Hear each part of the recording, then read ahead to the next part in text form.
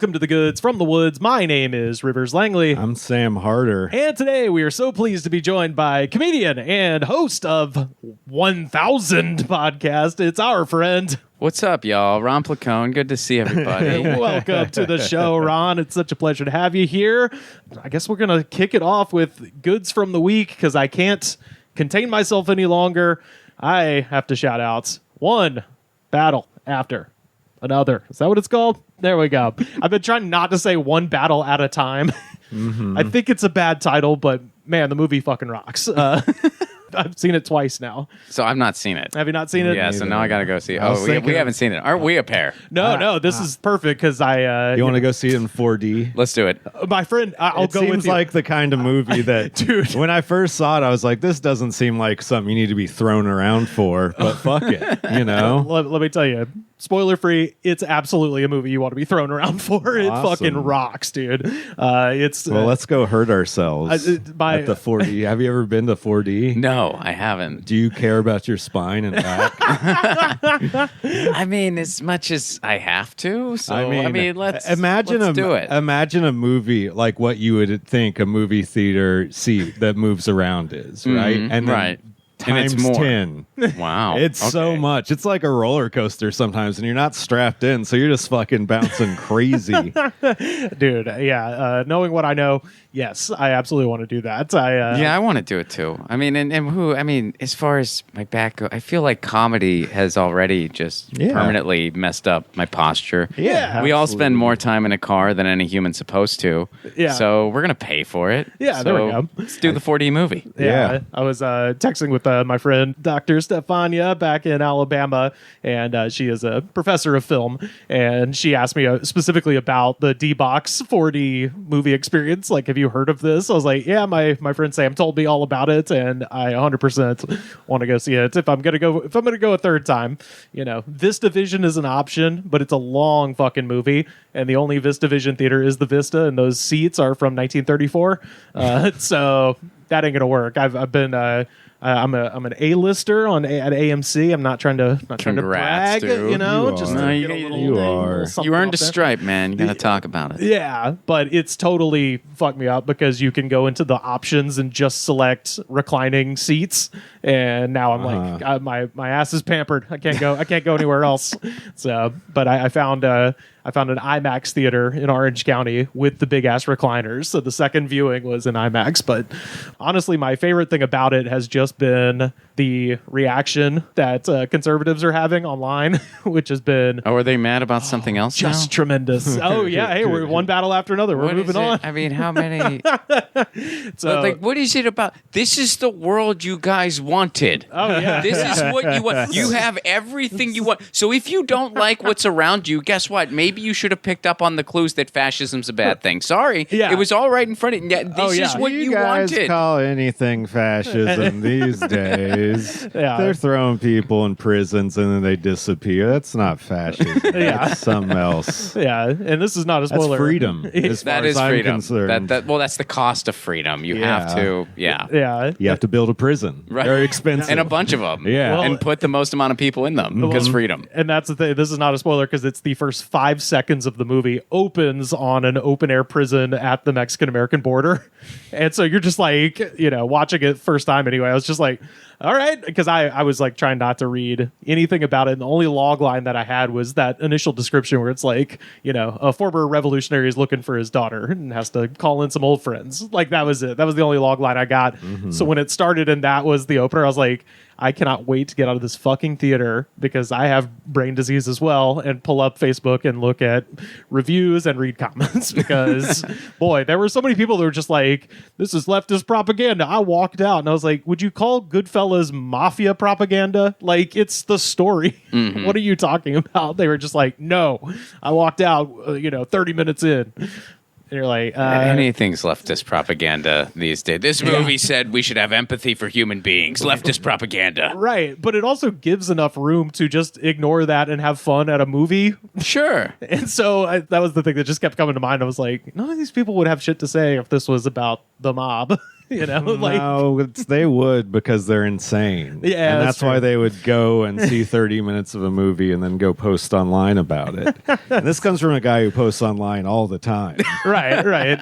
But come on, you have to be crazy to go online and be like, I hated this because of my political beliefs. Right, yeah. It's bad. But you're such a fucking psycho. I mean, yeah, that's true. Well, the thing is, like, one of my favorite movies of all time is Commando, which is explicitly about a fascist authoritarian overthrowing the leftist, government of Valverde, the fake, vaguely Central American Caribbean country. But the movie still rocks. I don't care that it was written by a fucking right-wing psycho. It's a good movie. Arnie's shooting, so I'm in, Yeah, you have to, and usually you have to do it the other way. Like, usually you have to be like, yeah, I get that this is a bit of propaganda, but it's a cool story. It's fiction, and I'm just enjoying this. John Milius is a crazy right-wing insane asshole, but I'm not seeing Commando, but yeah, he can make some movies. He's a guy who did like Red Dawn kicks ass. I don't agree with the politics at all, but hey, cool movie. John, do you want to see stuff blow up? See Commando. Yeah, there you go. If you want to see fair sell. Commando is the Rosetta Stone of action movie parodies. Like, you watch it and you're like, oh, this is what that was making fun of. This is what that was making, because it's got everything. Every cliche in the book, but it's, played more or less straight. They hadn't invented irony in 1986 or whatever it was. Right. Yeah. It was still on the cusp. Fair. But anyway, highly recommend one battle after another. Did I say it right? I think I did. Sam, what's your goods from the week?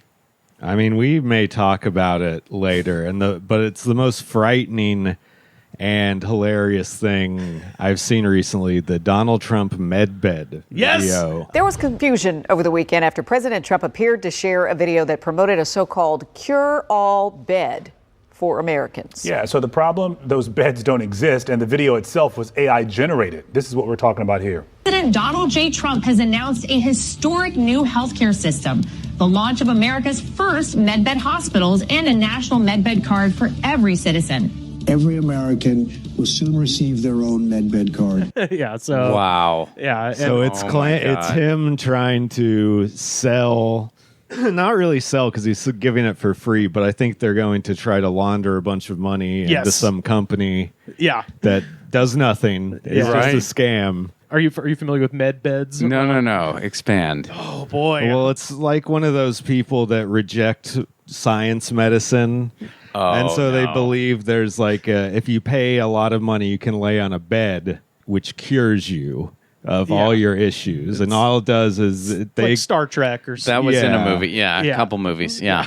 All right, so they think that's a thing. They think it's real. It's a scam where they've already made a lot of money from idiots. Oh, yeah. And there's more and more people that don't trust science now. Yeah. Right. Yes, that has been a fun ricochet effect in the past couple years.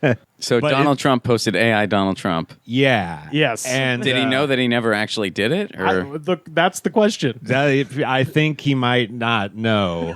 I think he was asked about it maybe, and he said it was him. The one that we talked about a couple of years ago, the company, because this is a guy's last name, so you can just name it this, was called Tesla Biohealing. Mm-hmm. So shockingly not affiliated with Elon Musk, but basically they were selling, it looked like paint cans that were spray painted gold that had magic in them, essentially, and you put them under your bed, and you weren't allowed to open the cans because then the magic would die. And supposedly they could regrow limbs and, fix cancer and all this stuff. And they were retailing for, I believe, $4,000 each or something like that for the smaller ones, and then like $20,000 for the full size cans. What an incredible time to be alive. This is just—it's so basic. Where it's just like a new era in healthcare is happening. Oh, are we finally going to get the same system the rest of the industrialized world has? No. Med beds. Magic. Government med We have bed magic clinics. beds. Government magic beds. Yeah, it's it's kind of how I feel about the UFC event on the White House lawn. I'm like, we're finally getting what we asked for. To your point, this is what people wanted. Apparently, this is what they wanted. This is, and I think we're going further and further. I don't ask where the floor is anymore because like every time you say that, like you're just going to be disappointed. So like, well, we're still just going. Now I just make predictions. I think within the next 5 years, you're going to be shamed for washing your hands. Like that's going to be frowned upon. They're going to be like, oh, you don't like freedom poop? Like it's going to be bad if you wash your hands. Oh, I mean, they're going to kill us off with dysentery. It is true. Yeah. They're going to run out of bullets and run out of bullets, run out of measles. And so they're just going to be like, let's tell them germ theory is not a thing. I see. I would clock that back less than 5 years because we talked about this on the show. One of RFK's biggest influences is a guy that rejects germ theory in favor of what existed in the 18th century, which is the miasma theory, which is that bad smells cause disease. Bad air. Wow. Yeah. So, but you can't determine what is the bad air. No. It's just there. It's decided by God what the bad air is. Well, that guy, I mean, it wasn't too long ago that guy just swam in a stream of shit. Yeah. Like, with his grandkid, right? Yeah, just with his grandkid, he's just swimming in a stream of shit. Yeah. It's amazing, dude. The Tylenol thing was just the most ridiculous. Boy. Yeah. He demonstrates to the world on a daily basis that he just doesn't know how to read a study, or he doesn't care. He has doesn't dementia. Yeah. You think he does? Yeah, 100%. We're talking about Donald Trump or RFK? I'm talking about RFK, but they're basically the same person. Yeah. I do. It is obvious he does not know what he's talking about. He has no idea what he's talking about. And the stuff he says is just so fucked up. And I think a lot of people don't even realize how fucked up it is because whenever he talks, he sounds like he's trying to blow a driveway. So it's like you're getting every third freaking word. Like you don't realize how you're like, no, do you realize what he's actually fucking saying? If somebody said that in a normal voice, everyone would be like, oh my fucking God. But it's coming from him, so it's like, like, well, I don't know. Maybe he just needs a drink of water. Like, have you seen the kid on Instagram that does the RFK impression? He's got like a mask now, and it's terrifying. Really?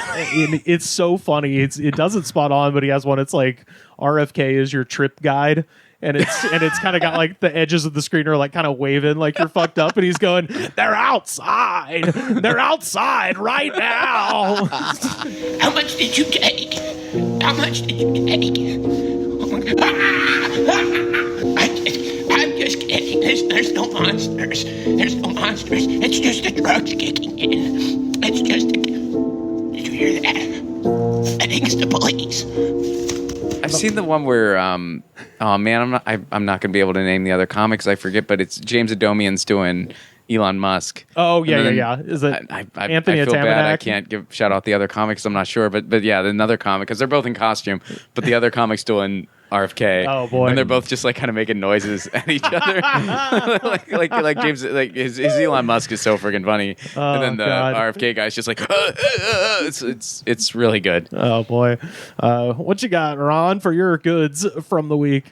Goods, man. So I wanted to mention, especially since leftist propaganda came up, my movie, which is shamelessly leftist propaganda. I don't give a shit. But my movie won an award at the Pre to Post Film Festival. Oh man, congratulations! Thanks, man. So my movie Left at Wall, which is out now, and you can watch it for free on Tubi. It's on a bunch of platforms, but if you don't want to do a rental, free on Tubi. Dude. So yeah, Left at Wall. I was gonna say, I love Tubi. We got Tubi as number one advocate right here. I love Tubi. I think Tubi's so freaking cool, and the way distribution for the film worked is like it goes to the other places first, like it's all the distributor doing the stuff. You just say okay, thanks. But so it was like on Apple TV, but it's still there. But it's like Apple TV and then Amazon and then YouTube movies and then all that stuff. And I'm like, man, I'm stoked for when it's finally going to get to. It finally got to Tubi, and I was like, yeah, I just think Tubi's so cool. It is, and it's the streaming app of the people. Yeah. Comparatively so, yes. Yeah, it's YouTube's the closest number one. Yeah. Tubi's number two. Pluto's in there somewhere. Yeah, I think Tubi is still kind of in that age where like it hasn't been destroyed yet. Yeah, and they're still like they're doing some original stuff, and it's neat and it's intriguing, and you're hearing about people getting some cool opportunities. And I'm hoping it doesn't start to suck. And so far it hasn't. I think Tubi is fucking really Pluto cool. fell off. Did it? So I'm not hip enough to Pluto. They have more ads than they used to be. Okay. Pluto, and they used to have like a cooler selection of stuff. It's been taken over, I think, completely by CBS. So they have a smaller selection of shows, and they're not that great. Tubi, boy, it's got everything. The Wild West. You can watch fucking still, Italian language mafia movies about America filmed by Italians. Wow. You got to From the 70s, all the fucking audio is ADR for some reason. You know those old movies where the mouth isn't moving right? Yeah. And then it's clearly like there's no sounds in the background of sound effects of ambient noise going on in like a restaurant or something. Yeah. Yeah, that's the thing about Tubi, man. You can just go on a ride. Just type in something random, see what happens. And yeah, I dig it. And isn't it an honor to be here in Los Angeles where we are watching the industry eat its own tail in real time? I think it's munching on its own assoll right now. And we're just here. Might be talking about that in a minute. Witnessing all of it, just experiencing the whole thing. So is this your first movie you've directed, or? Yeah, Nice. First movie I ever made, and it was a hell of a ride. I mean, the whole thing took a couple years when all was said and done, especially since you had like a pandemic floating around. Oh, did that fuck things up? Or I wrote it in 2021. Oh, okay, and so like I wrote it with the pandemic in mind. Like a lot of our scenes are pretty simple. We did a lot of stuff outdoors, which presented sound challenges, but that's how it was written. And then just between like pandemic stuff and then like 90% of the cast is all comics.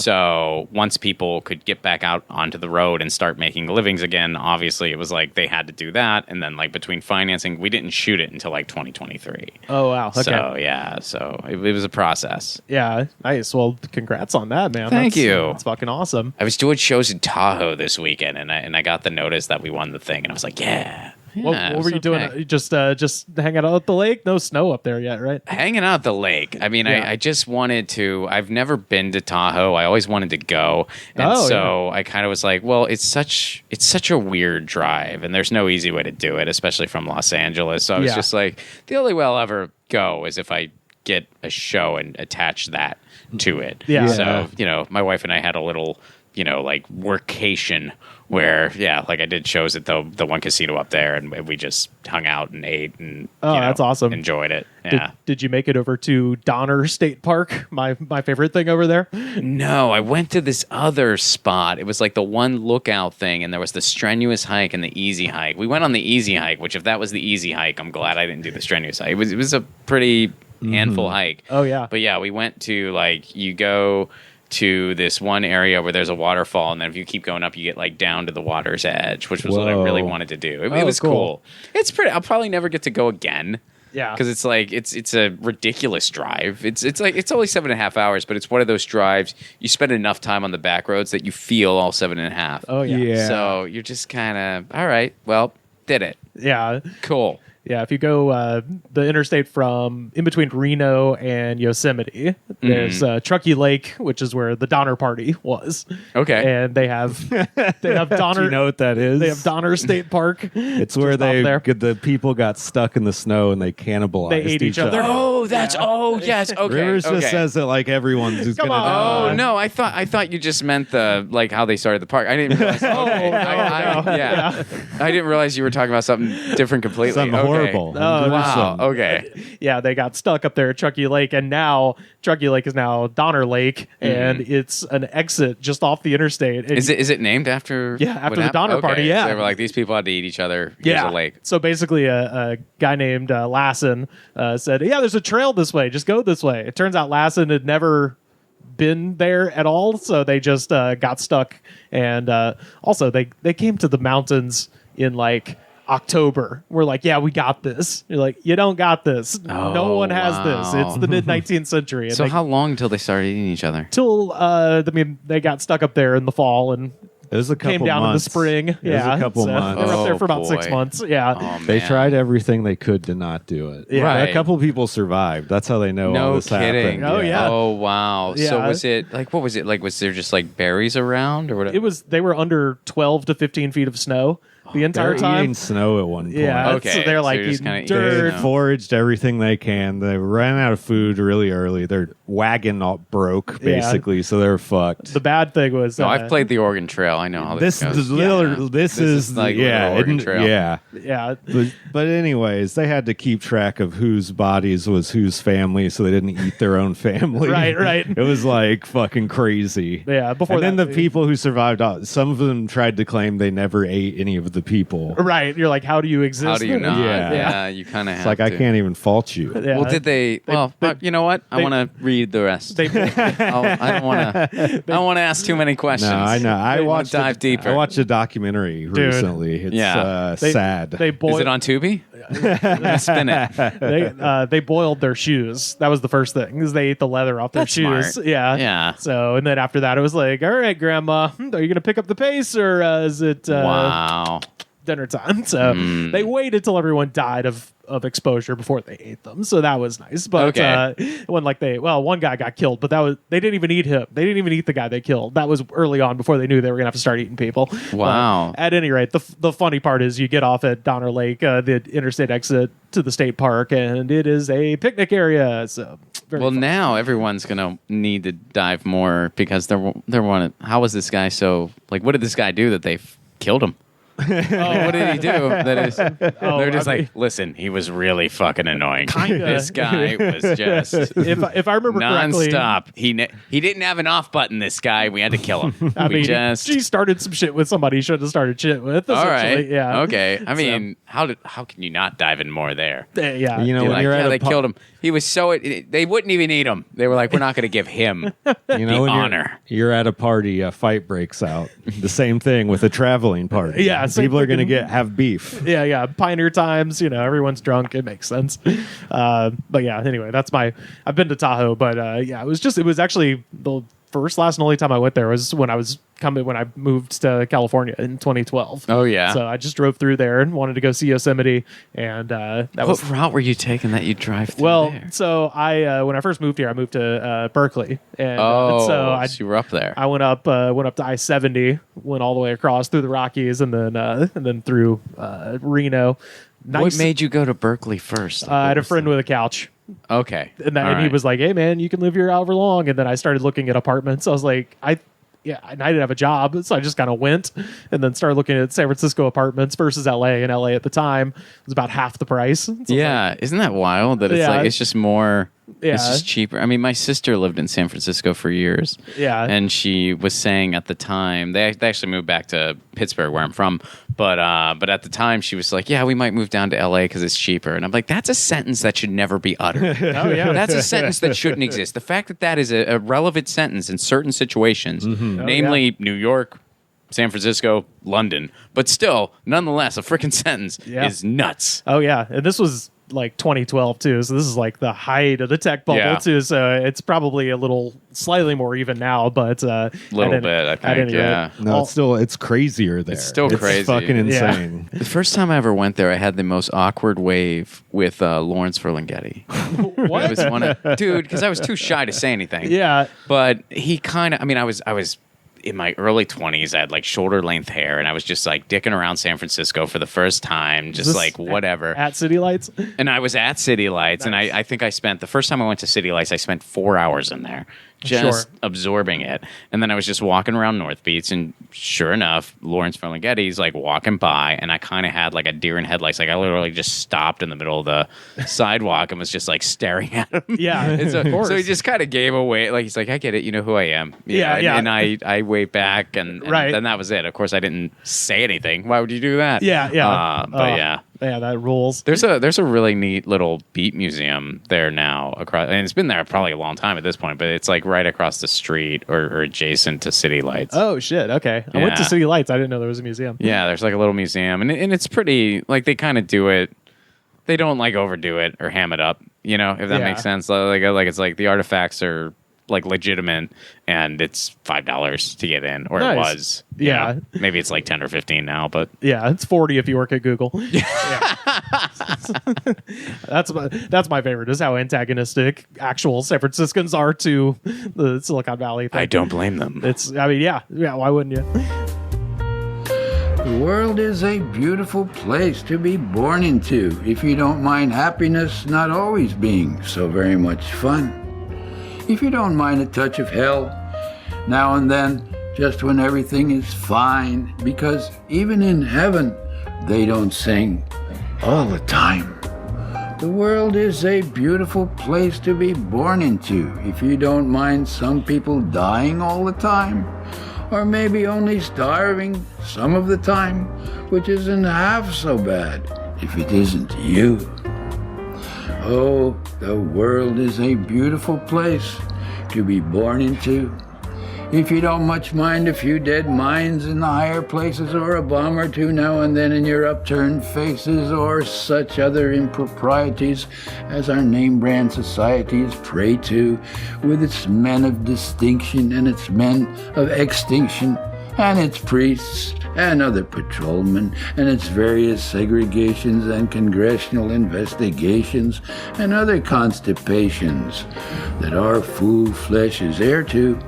Yes, the world is the best place of all for a lot of such things as making the fun scene and making the love scene and making the sad scene and singing low songs and having inspirations and walking around looking at everything and smelling flowers and goosing statues and even thinking and kissing people and making babies and wearing pants and waving hats and dancing and going swimming in rivers on picnics in the middle of the summer and just generally living it up. Yes, but then, right in the middle of it, comes the smiling mortician. Guys, ding, ding, ding. It is time for a heavyweight championship throwdown with Low Energy, folks. Oh, and what do we got today? I'm pretty excited about this one. I found this at a gas station. I finally got a chance to pick up a tour group out in Malibu for the first time since the fires. And nice. My God, it looks like Dresden after the fucking war out there. It is insane out there in the Palisades. Altadena was still fucked. Buddy. I drove on the PCH, like that part of the PCH, for the first time since the fires, like a couple weeks ago. Yeah. And it was, it's chilling. It's fucking crazy. Like it's really, you're like, oh my God, yeah. And then one structure will look like nothing happened. Yeah. Another structure will be nothing more than a pipe sticking out of the ground. Yeah.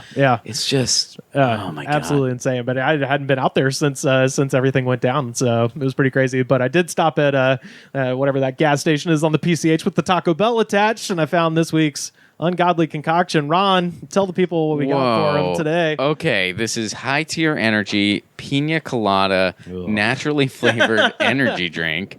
Now it's natural caffeine. There's some B vitamin blends, so this is probably. This is actually going to be a cancer cure by the United States. That's right. Yes. RFK is going to tell us how this is going to cure cancer in a couple years. Oh, yeah. If your pee is yellow, that means you're healthy. The brighter the yellow, the healthier you are. The information that's been suppressed is that the unknown ingredients in the energy drinks actually kill the cancer cells. They confuse it for a sexual partner. This is better than water. I want to see if it has the listed. Wait, is there anything else I need to? Did I set it up enough? Doing an RFK impression hurts my throat. I know. Oh yeah, totally. Well, that's why we'll take turns because we're not going to let this go. Because fuck that guy. Yeah, no, we'll tag it in and out. Well, so we'll crack it open and give it a taste, and then I'll tell I bet you. it actually tastes really good. I mean, I don't know. It's gonna for sure I'm taste a pina good. colada guy, so we'll see. Pina colada pre-made flavor is it's a real dice roll. Really? You're not a fan? It's a rigged dice roll. I just think they don't do it well. Okay, frequently. All right. That's fair. Ooh, it smells like sunscreen as shit. I'm all right. Oh, there it is. Wow. And Carter's not here today, so we each get to drink more. Isn't that fun? Yeah. Nice. That's the best news It's I've early heard afternoon. We ever. need some energy. Oh yeah, there you go, Sam. There you go, Ron. Let's give it a. It has a nice, like a Bottoms up, y'all. plasticky Cheers. sunscreen sort of smell. Yeah, It does. It smells like sunscreen. Sunscreen while you're on top of floaty. Yeah. yeah. Floaty in there. So it's got the plastic rubber. This is sunscreen from a community swimming pool. Yes. That's yeah. There we go. That's what we're working with right now. in all of our hometowns. It's a little strange, but it's not awful. Oh boy, I don't hate It's that at not all. bad. I don't hate that This at is all. not bad. I'm gonna get addicted to these, and then they'll be like, "What happened to Ron?" He went on an energy drinking. liver He showed shut- up on Goods from the Woods, and then it was just all over for him. Liver shut down. Yeah. We know that can happen. Well, it's got 180 milligrams of the green tea caffeine, Sam. So Oh, that's the stuff that shuts your liver down. A guy went to the hospital, and it turned out drinking 2 Celsius a day isn't good for you. Yeah. Oh, this shit is so freaking bad for you. Oh, yeah. This shit is so. I had a cousin who she just got back from her vacation, and she was talking to me, and she's like, "Yeah, I drank." She's too nervous to try cannabis, right? And I'm like, "You should. It's fine." And she was telling me like, "I almost had this energy drink." And I was like, well, that's a hell of a lot more dangerous than cannabis. like that's way more toxic for you than anything cannabis related you can put in your body. What if it's a THC Seattle Speedball energy drink? So that's what it was. Oh God. So that's what it was. She was like, I had it. It wasn't a Speedball though. It was just like a THC beverage. Yeah. And that's still. and she said energy drink. And I was like, you. And then she was like, no. I mean like a THC thing. And I was like, yeah, that's fine. Yeah. And she's like. 1 sip's all I needed to feel a buzz, and I was like, "Must be nice." I bet. I am envious. Yeah. I'm in the same boat as her. I think I would fuck me up. Oh, really? Whatever. Yeah. He hates weed. Okay. He hasn't. When's the last time you smoked weed? Bonnaroo 2004. Okay, Yeah. so yeah, you just weren't, or you just had some really bad weed, and that was it. Oh, it was Yeah. Bonnaroo in 2004, man. he had That's the some- best weed in the South, bro. No, Fair enough. He had some Yeah. panic attack weed. Yeah, Okay, Yeah. all right. Yeah. It turns Turns out. get you on an indica. You Ah. can't handle the sativas, Okay, dude. yeah. I don't know. I'm just anytime I was high after a certain point, it was really fun, and then at some point it turned on me, and then my only thought That's why was you keep smoking. yeah. bro. See, that's what everyone says is smoke past the fear, and I'm like, I don't want to. I'm not. You don't want to face the fear Not of really. being high off weed. Not really. We don't even use it that much, but Yeah. it's just one of those things. If someone said drink energy drinks indefinitely or smoke cannabis indefinitely, that it's a no-brainer. Yeah. I mean, of course, Yeah. If Well, you want to He survive, wouldn't. I was gonna say, yeah, no, not for me. Not for me. If I'm these are tasty. if I'm You on, can have a panic attack from drinking this shit. Yeah, 100%. or worse. oh, believe me, yeah. Yeah. Oh, I sit here reading. You have a panic attack because you haven't had a shit in like Yeah, 3 weeks. your liver hasn't pumped in Yeah. 10 years. Holy shit! Nah, I sit here reading internet all day, all jacked up on these. So yeah, reading I'm doing internet. great. I'm reading internet I'm reading here. internet right Reading now. internet. Kids, leave me alone. I'm reading I'm internet. reading internet. Man, let's see. I gotta say, I'm giving this like 4.5. This is great. Would drink again. 4.5. 4.5 out of Wow. 5. He's Yeah. very picky. That's Oh, yeah. that's a high That's a score. real high That's a high score. Yeah. So it's a 5-point scale. Yeah. 5 out of 5 Yeah. stars. What All are you right. thinking? I'm gonna say 3. Going It's 3? solid. Yeah. I mean, it's tasty.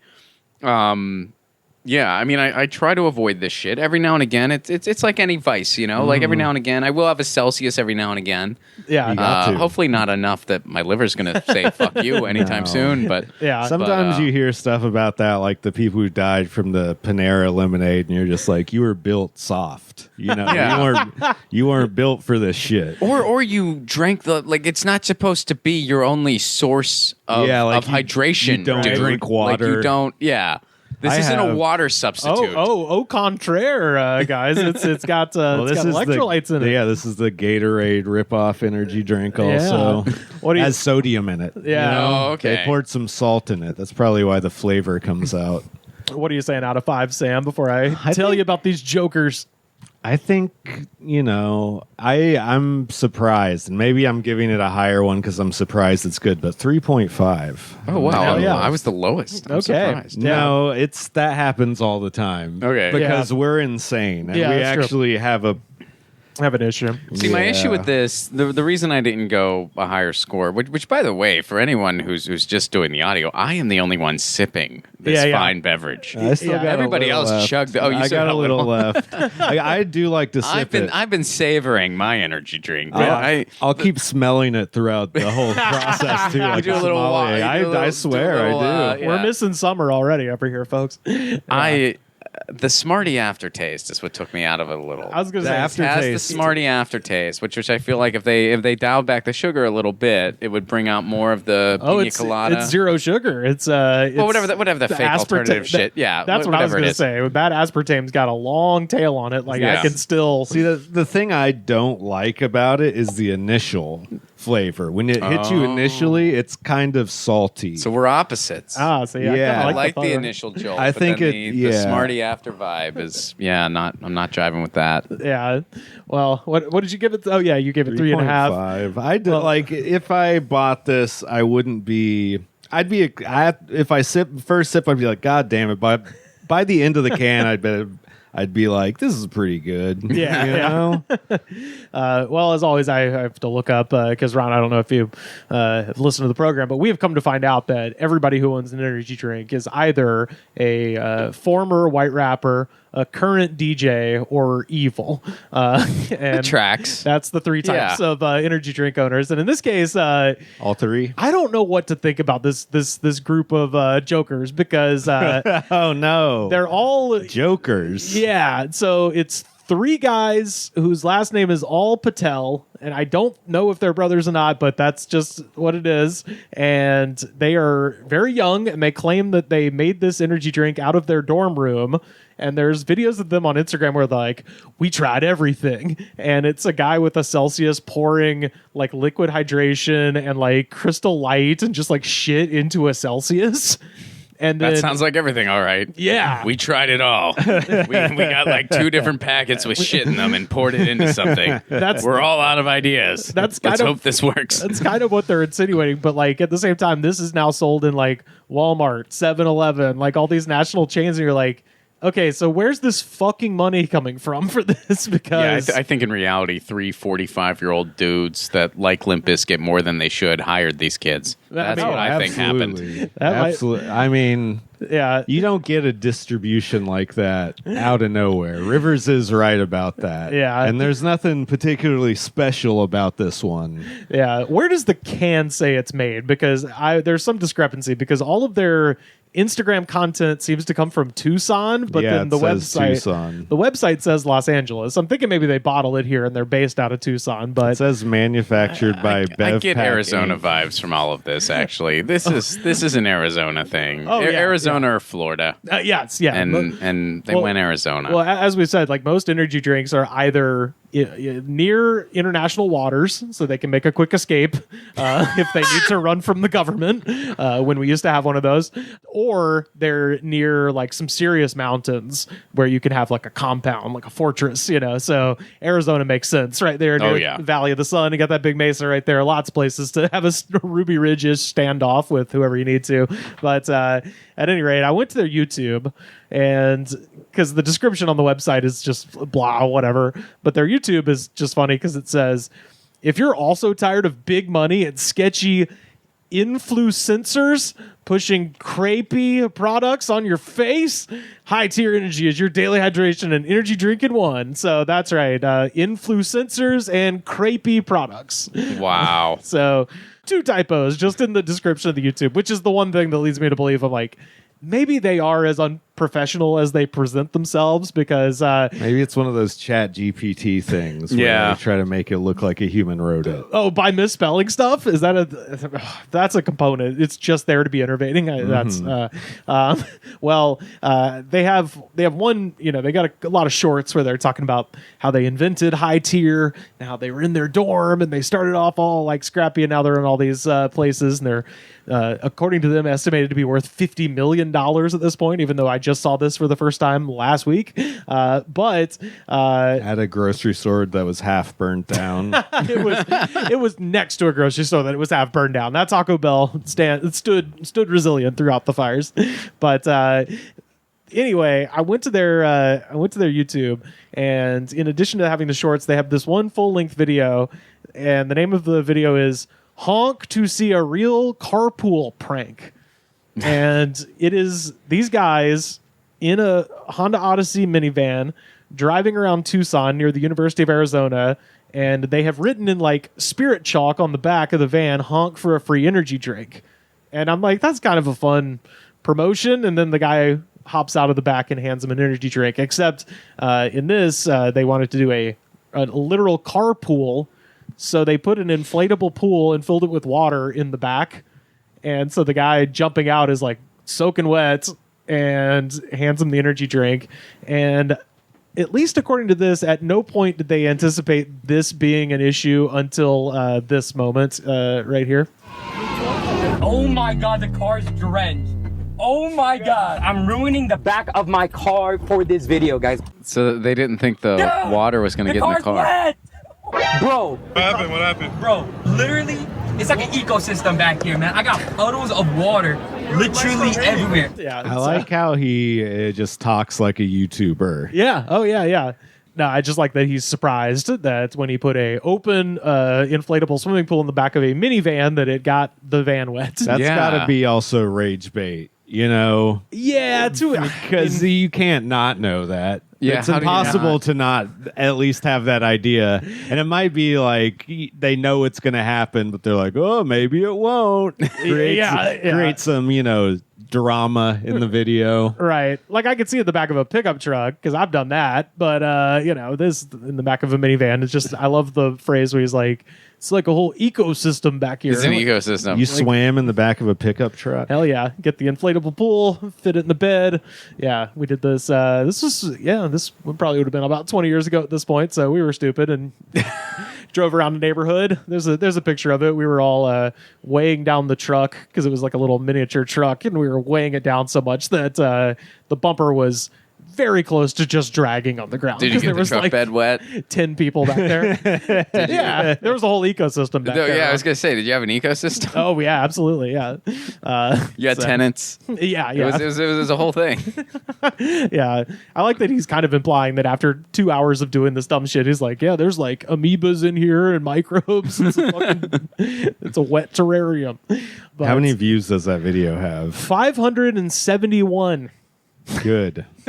So I saw that their and they're worth $50 million. Good. Yeah, that's what they say. Man, this is what. Do you remember years ago when they would get college students to sell? Like there would be all those upstart energy drink companies, and they would get college students to like sell it at parties. Would they sell it or just hand them out? Oh, no. Yeah, you're right. They would just hand them out. They would hand them out. Red Bull did some of that. Red Bull girls. And then there were like all these other startups that did the same shit where they were like, oh man, these drinks. And they would give you a couple free ones. Yeah. And then you could buy them in bulk from them. They would give you their card. Oh, yeah. Do you remember that shit? Oh, dude, yeah. And then they would sell Axe body spray. That was the other thing. They would give you free Axe body spray. And then oh my God, what a time. These guys were cleaning up. Yeah. Well, now some of them are, and the rest of them are just doing something else. Yeah. Pouring packets into a dorm room bathtub or whatever. You'll still see people like out on Venice Beach or Hollywood Boulevard that do that, where they'll hand out like, hey, free drinks and stuff just for promo. So Sam and I got the messy Gatorade? Yeah, the messy Gatorade. That belongs on the Venice Beach boardwalk.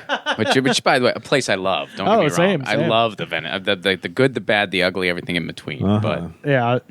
But yeah, so that's all I could find out. I couldn't find the secret source of their money or anything else. These guys, whatever they've done a good job of hiding their it. parents are evil. Oh, yeah, absolutely. But their parents aren't listed on LinkedIn, so I got no clue what the fuck they do. Yeah.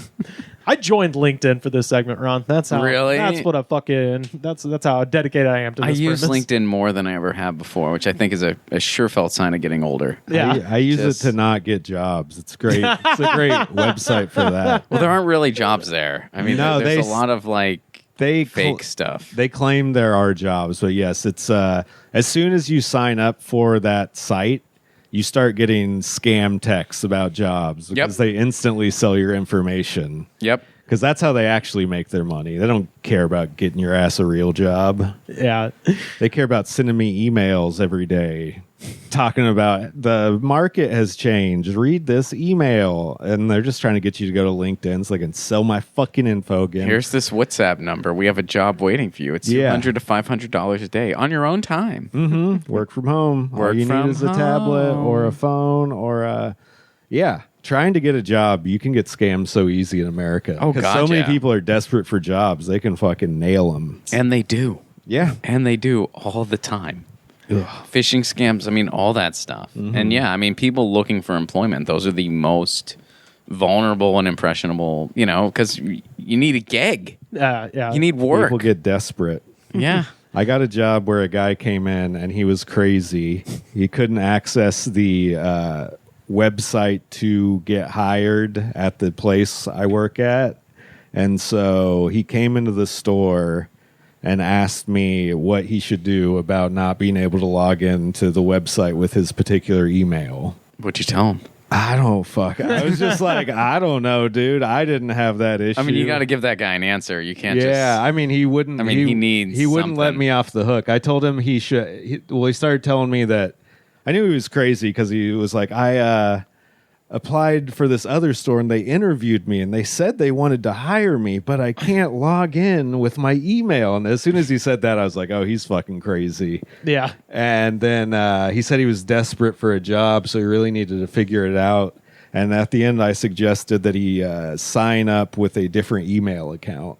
There you go. And then he was like, oh, really? I don't want to have to do that. He just said he was desperate. Yeah. And now signing up for a new email account is too much? Come on, dude. What do you think? Maybe he was trying to take you for a ride? And if so, what was his end game? No, I think he was really trying to get a job. He just really believed it all. Okay. He was just he seemed like he had little competency with. No, he's claiming gotcha. multiple places wanted to hire him, but if he could just, log into this account. Yeah. That evasive password is what's holding him back. He set up the password for. It's just so good. But what am I? I don't know. I'm just a dude that likes high tier.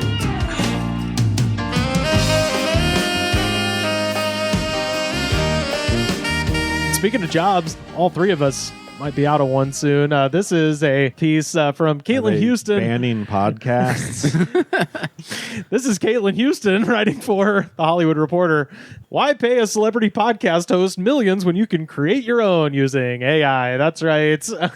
Amid the high cost for producing narrative podcasts and pricey short-term contracts for popular hosts, a company called Inception Point AI is attempting to build a stable of fictional talent to host podcasts. The idea here is being able to own, scale, and control the talent and produce shows at minimal cost. Do they know that you already can make a podcast? That's already. Why not make your own, which you can do immediately, actually, and you can manage the talent. You can do all that already. That's a thing. But that involves time and paying people. And when it comes to that particular sacrificial altar, the arts goes first every single time. Any creative endeavor has to die before you pay artists what they should. Or I can't believe there's YouTube videos that get millions of views that's just an AI voice reading some like posts off Reddit or just an article about something, and it's just pictures going by in the background of said thing they're talking about. Millions of views of just an AI voice. So I'm working. They've just removed reading from society. But dude, especially this whole week, I've been trying to get updates on the David situation. Are you aware of this? Oh, wait, what's the David situation? So there's an artist who's, I believe, in his early 20s named David, who was on tour, and while he was on tour, a car registered to him was towed, and it had a dead body in the like front trunk of the Tesla, and it was more than likely, allegedly, his 14-year-old girlfriend. Bad all around, but I was looking for info. Half the fucking videos on it are Autist David has been on tour. Those like AI they're just videos. the fake shit. I'm like, just to get. It's ridiculous, man, and it blows my mind. So I'm working on a book. I just looked it up because I wanted to get the title right. It's called Scary Smart, and it's this book, and it just goes through AI and what is likely ahead. And it's so freaking sad because it's like this technology, I mean, a lot of it is just marketing at this point, but still, like just the way they're able to capture these algorithms and it can just scrape whatever. Like, it has the potential to be an incredibly useful tool, or it can just be used for just this dystopian bullshit, which is what they're doing, like surveillance and just like, why do you need some shitty looking video? Why do you want, like, I forget that meme, but that meme just said it all. Like, I don't want AI to make my art so I can consume it while I'm doing my laundry. I want AI to do my laundry so I can pursue my art. Like it's like, isn't that... That's the human condition. Like, why are we doing this opposite bullshit? Well, don't tell I don't like how when they have these AI musicians and actors and whatever, they refer to the people running them as like managers or agents or something. Oh yeah, well, like, those agencies, they're signing the AI people now. It's like you're not what you're an investor in a tech company at that point. You're not managing jack shit. Well, most managers don't manage jack shit either. But yeah, I hear you. They get 10% of the AI. Well, don't tell that to CEO Janine Wright. Quote, "We believe that in the near future, half the people on the planet will be AI." And I was like, that doesn't make sense. They're not people. They're not people. What the fuck are you talking about? She says, "We are the company that's bringing those people to life."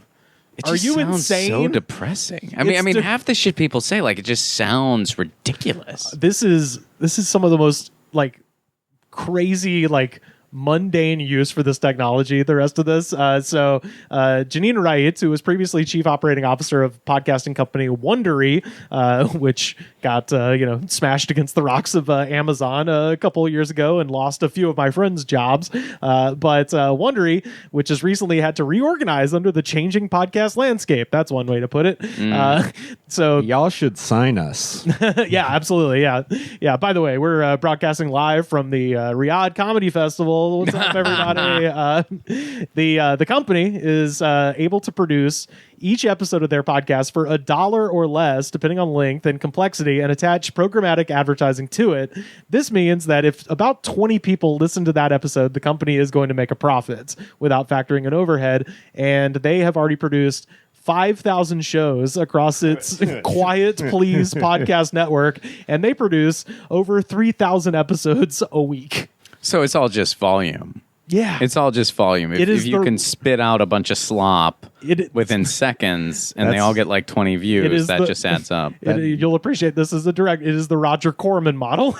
Just get as much shit out there. Who gives a fuck? That's so depressing. Yeah. Especially since there's already how many podcasts out there? Now real people, all this shit. Real people poison the water though. They literally would make daily videos for social media just because they know that people want daily videos. It doesn't matter if they're good. If you look at any of these accounts, they have off days where they had to post something, but they didn't have a good idea. Right. And you're like, holy shit, you really missed with this one, but you're forced to do it, even if they probably know it's not as good as what they normally do. But they're just like, I have to post something. Well, I used to be more active than I am now, but I used to be fairly active in the news and politics space on YouTube. Mm-hmm. And that's sort of you have to constantly it's a vehicle, and it doesn't, quality kind of goes out the window inevitably when you're doing that, because it's you just have to stay on top of every trend on every news story, and if you're not among the first, you're fucked. And you have a shelf life of 12 to 48 hours. And then, especially in this country. I was going to make a video about Theo Vaughn's attempted special recording, but then I realized it had happened. Have you guys watched it? Is there a video of that? There's just the video at the end when he's thanking people and telling people that he was I was probably going to end my life this month, or some really depressing I've shit. had a hard year. I'm trying not to end my life. Yeah. Which that sounded like it was a joke, that part. But apparently he's back.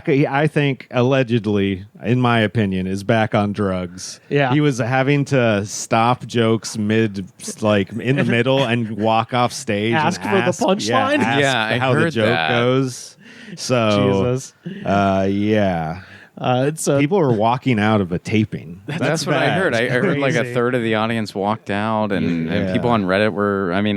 That's all I know though. I didn't see any. Yeah, I was going to make. Is there video of the people walking out, or is there what all happened? Yeah, I was going to make a video about it. Then I was like, it happened 24 hours ago. It's useless to make this now. I missed my moment.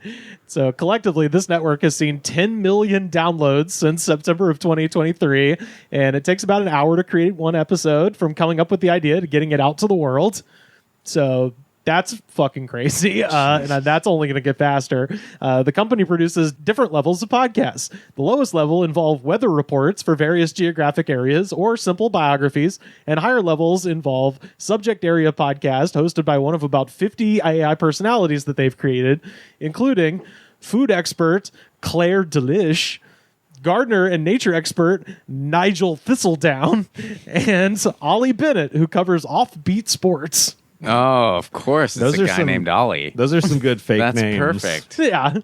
So basically, everybody, please make sure you're subscribed, because eventually you're not going to be able to find any podcast. No, absolutely. It's going to get buried in Nigel Thornwhistle's fucking... All the subscribers you have, that's it, because no one else will be able to find you. As for how it stacks up against human podcasts, quote, I think that people are still referring to AI-generated content as AI slop, and those people are probably lazy Luddites, because there's a lot of really good stuff out there, right, Sen? Wait. The people who are just feeding a frickin' robot to, like, spit out a podcast, that's not lazy. No. The people who are making podcasts, yes, that's lazy. And people who are insisting on human brains being involved in the creation of things that they're listening to, that's lazy. So we're the lazy ones. Yeah, we are clearly the lazy ones. If we were ambitious, we would just be having Ollie tell us about fucking hurling. Right. Or some shit. We've been going for an hour, so in theory, we should have created 3,000 podcast episodes. Oh, by now. I get it. But we're lazy, so we're still on the one. Got it.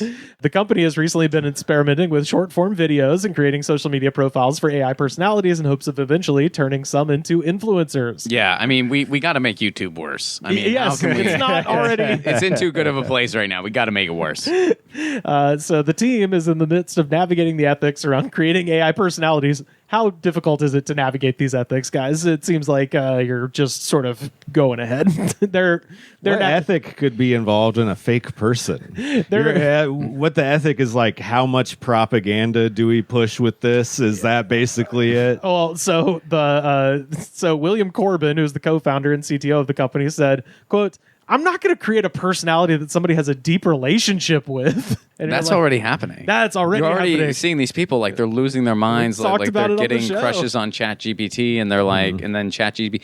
It's guys who literally work at Jiffy Lube are coming home and being like, I am the spark bearer. I give life to the internet. Oh, totally. Yeah. Well, and the way AI is set up, if you just want to, like, break it down to the most basic, and I can't speak to the engineering shit, but, like, it just focuses on reward. Like, it tells you yes. Like, it tells you yes. So whenever it's rewarded, it just does more of that. Yep. So if you're thinking about killing yourself, eventually it will validate that. If you want like some kind of like sexual gratification, eventually it's going to give you that. And people don't realize that that's what's happening, and it's just frightening watching people just lose their minds. I'd like to give a bad theory that it basically is part of what you said. Do you play video games? I don't. Okay. So in video games, there's a genre called RPG. And as you go through the game, you, quote, level up your stats like attack or defense or whatever you're doing, your amount of health you have. Humility. Yeah. So that model has been applied to almost every video game in modern time, and it's because it's addictive. Because when you get to a new number, it flashes a little thing at you, and you're like, oh, it's like what you said, they're being nice. You're getting some sort of reward from doing a thing when you're really just playing a video game, not doing jack shit. Apps do it. You know how apps are like, you should use me every day, and you get a reward. That's the same shit. So people now have been indoctrinated in their brain just when an electronic device gives them a little like thumbs up, basically they're like, oh, I did a thing. Yeah. Oh, I'm guilty of it too. Yeah. I friggin' every day I will do my Duolingo, and I try to, and I sometimes ask myself, I'm like, am I better at Italian? Like I think it helps. I think those things, it's like, that's at least aiming at something, and then you can put it to use. I mean, the best way I can describe it is it's like playing Guitar Hero to get good at guitar. Will it actually make you better at guitar? Not really, but it will help you with rhythm. It will help you like recognize things. So if that's your best thing, like if I'm not in Italy, obviously, so I'm not using it all the time. So that app is helpful. But I don't really get better until I use this stuff, You should go to restaurants and order in Italian. Oh, I do when I can. Oh, really? I totally do. I mean, and this is just coincidentally, but I do live in San Pedro, which is the Little Italy of LA. So it's like when I'm at those restaurants, I will. I mean, I won't just like if it's just a random place, I won't just be an asshole and be like, well, we're at an Italian restaurant, right? But if it's like I know the people, they're from Sicily, whatever. Yes, I will order an Italian. And I will. That's awesome. Like actually. so, it helps a little. I was thinking about like walking into Cheesecake Factory, just ordering an Italian. Ooh, there we go. They have pasta. I ordered the calamari. Why am I speaking English? So Wright says she could imagine eventually having hosts chat with listeners or sing happy birthday to them.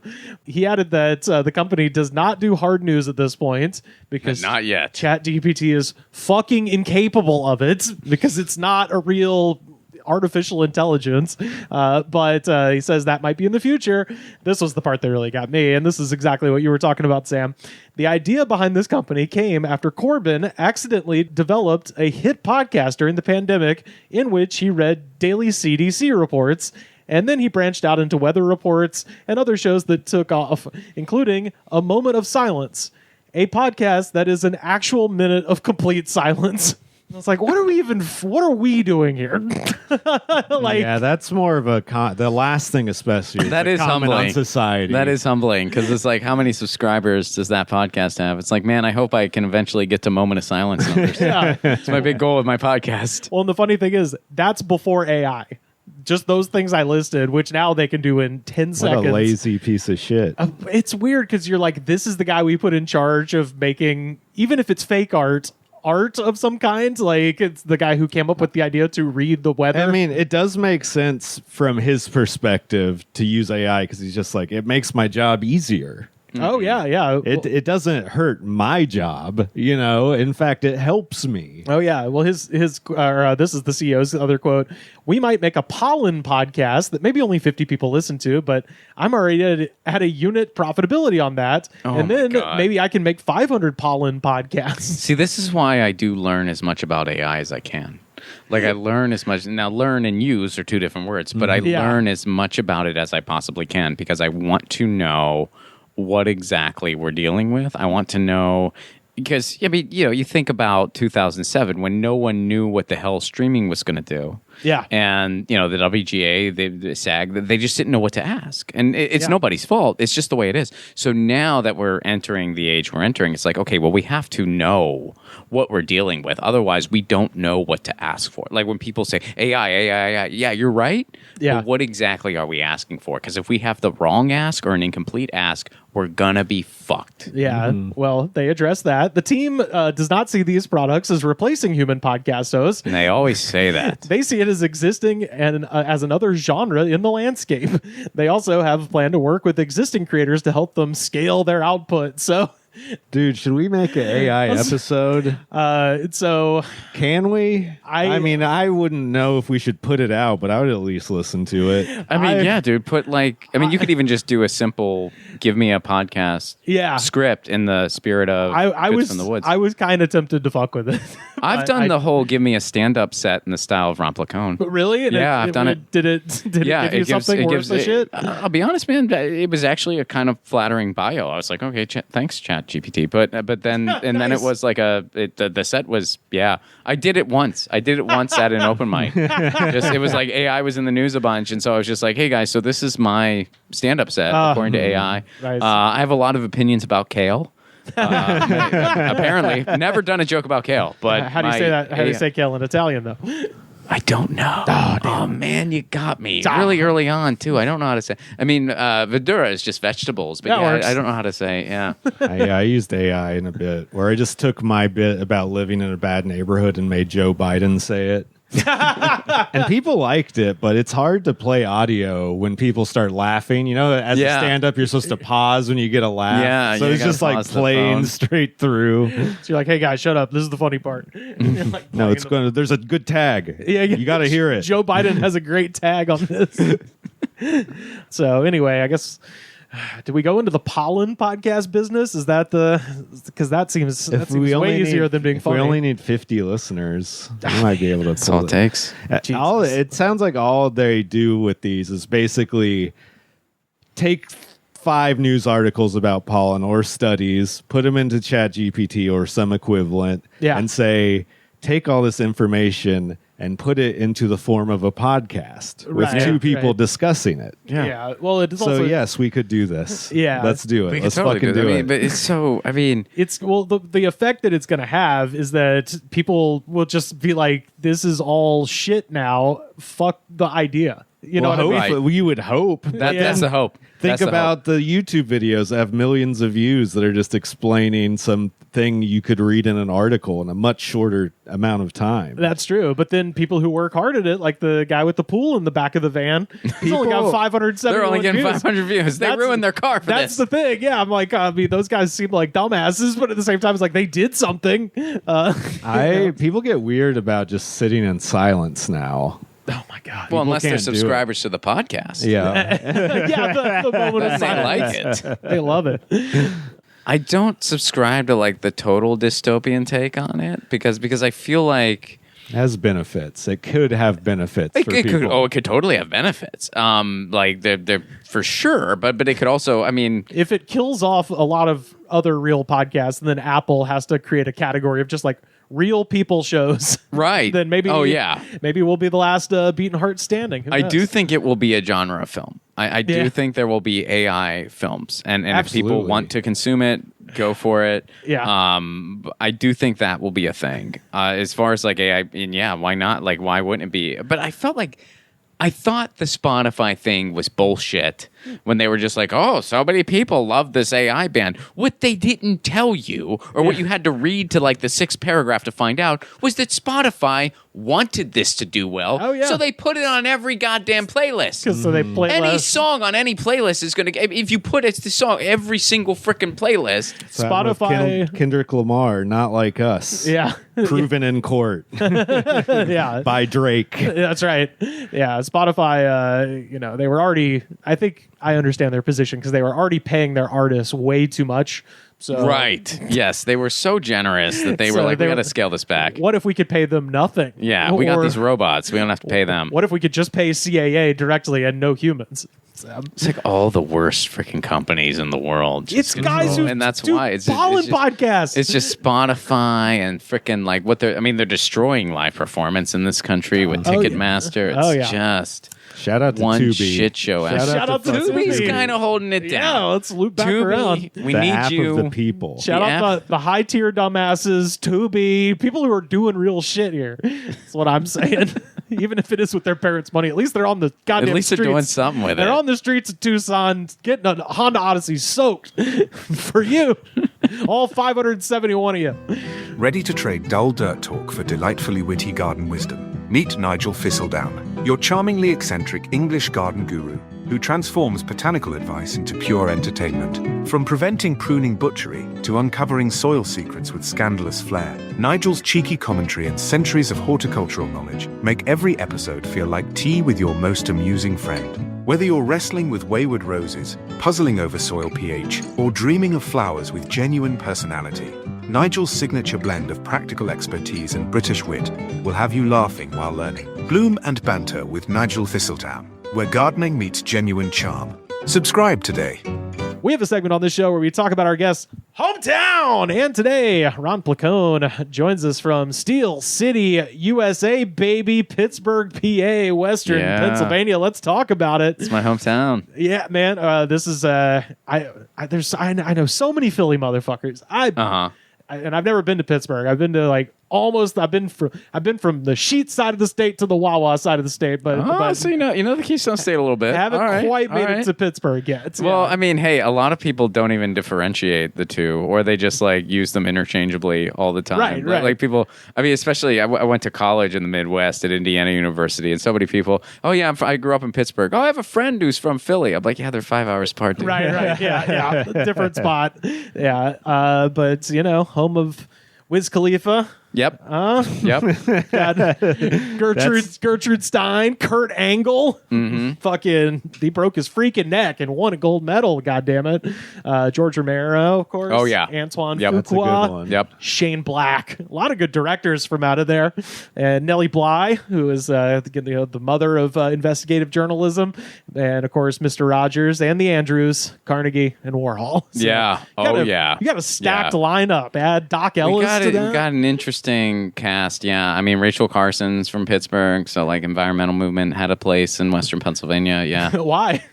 Was there some extreme bout of pollution happening over there or something? Is there a reason the environmental movement took off there in Cleveland specifically? Yeah, I know. Wonder why, right? I mean, to be fair, like the steel mills were closed like before I was born. Oh yeah, and a lot of people don't even know that. Like they're just like, what was it like growing up in the? Well, I wasn't born yet. Well, I still thought they did it. Yeah. Well, so they still do it in like rural areas, or like further out. Like there is still some activity, but it's very small. Similar to Birmingham in Alabama, which they called the Pittsburgh of the South, baby. But that was same thing there. The steel mill Sloss Furnace is now a really cool concert venue. Yeah, well, a lot of that stuff went south because there's literally a Pittsburgh, Tennessee. Oh yeah, where they wanted to, which I've always found very peculiar. Like a bunch of people who worked at the steel mills in Pittsburgh were sent to this place in Tennessee, and they were like, well, let's recreate the utopia we had in Western Pennsylvania. I'm like, it's not people a bad town. People are going to get people are going to get homesick. Yeah, we got to give them something to remind them of their family they abandoned. I always found Pittsburgh of the South such a funny fucking nickname for Birmingham. They ditched it for Magic City, USA, which is what it is now. But what do you think about people who call it Schittsburg? To each their own. I mean, who's the town? I don't still live there. Who's the town close by that hates you the most? Well, there's a bunch of rivalries, but I never really like Cleveland and stuff. But I love Cleveland. I think Cleveland's a wonderful town. I'm a big hockey guy, so there's a fun rivalry with the Capitals. Sure. But dude, I mean, how do you not respect Ovechkin? And I actually, when they got the cup, I was glad that the Holtby critics finally had to be quiet because I always thought he was getting an unfair rap. So I never really, I kind of just jive with it all. I don't really think, no, granted, I haven't lived there in many, many years, but I don't really think there's some big Pittsburgh-Philly beef. I mean, other than like some sports thing, because a lot of people hate on the Flyers for whatever reason, but there's not. They're totally different. Like Pittsburgh is way more Midwestern. Philly is totally coastal as far as the vibe goes. I love Philly. I think it's a wonderful town. Mm-hmm. You can't really compare the two. There's things about Pittsburgh I absolutely love. Things about Pittsburgh I really don't like anywhere else. But yeah, so I don't know if there's like a ton of rivals. I think Pittsburgh has an inferiority complex because it always has. Sure, yeah. Like most cities like that will have, because it's like it's sort of under the radar cool. Yeah. And a lot of people just don't know that. And so they get mad that you don't know that. Birmingham, it's not Nashville, it's not Atlanta. Right. But it's low-key kind of cool. And Birmingham's got some cool, I mean, I've had some really fun times in Birmingham. Yeah, hell yeah. But it's that kind of thing you were talking about where it's like, we said no to the airport in the 60s and then Atlanta became Atlanta, basically. Right. Everybody in Birmingham's like, man, it would have been Atlanta if we'd gotten the airport. Well, yeah. Well, and then Nashville had an opportunity to totally redo their transportation system. They chose not to. So now traffic is a freaking train wreck there. And you're just wondering, like, if there was only a way we could have prevented this. Right. If only people were screaming at you to make this easily fixed. Well, it's just a bunch of Coke money infiltrates. And Coke, I mean the family. Like all that money just infiltrates our elections. There's a lot of Coke money, too. Yeah, well, yeah, that too. but on Musician Row. Yeah. And so they just ruined the opportunity for that city to get the proper infrastructure. So Pittsburgh, birthplace of Heinz ketchup, You know what's funny? I hate ketchup. Yeah, what? I can't eat it. I think it's so gross. I will not.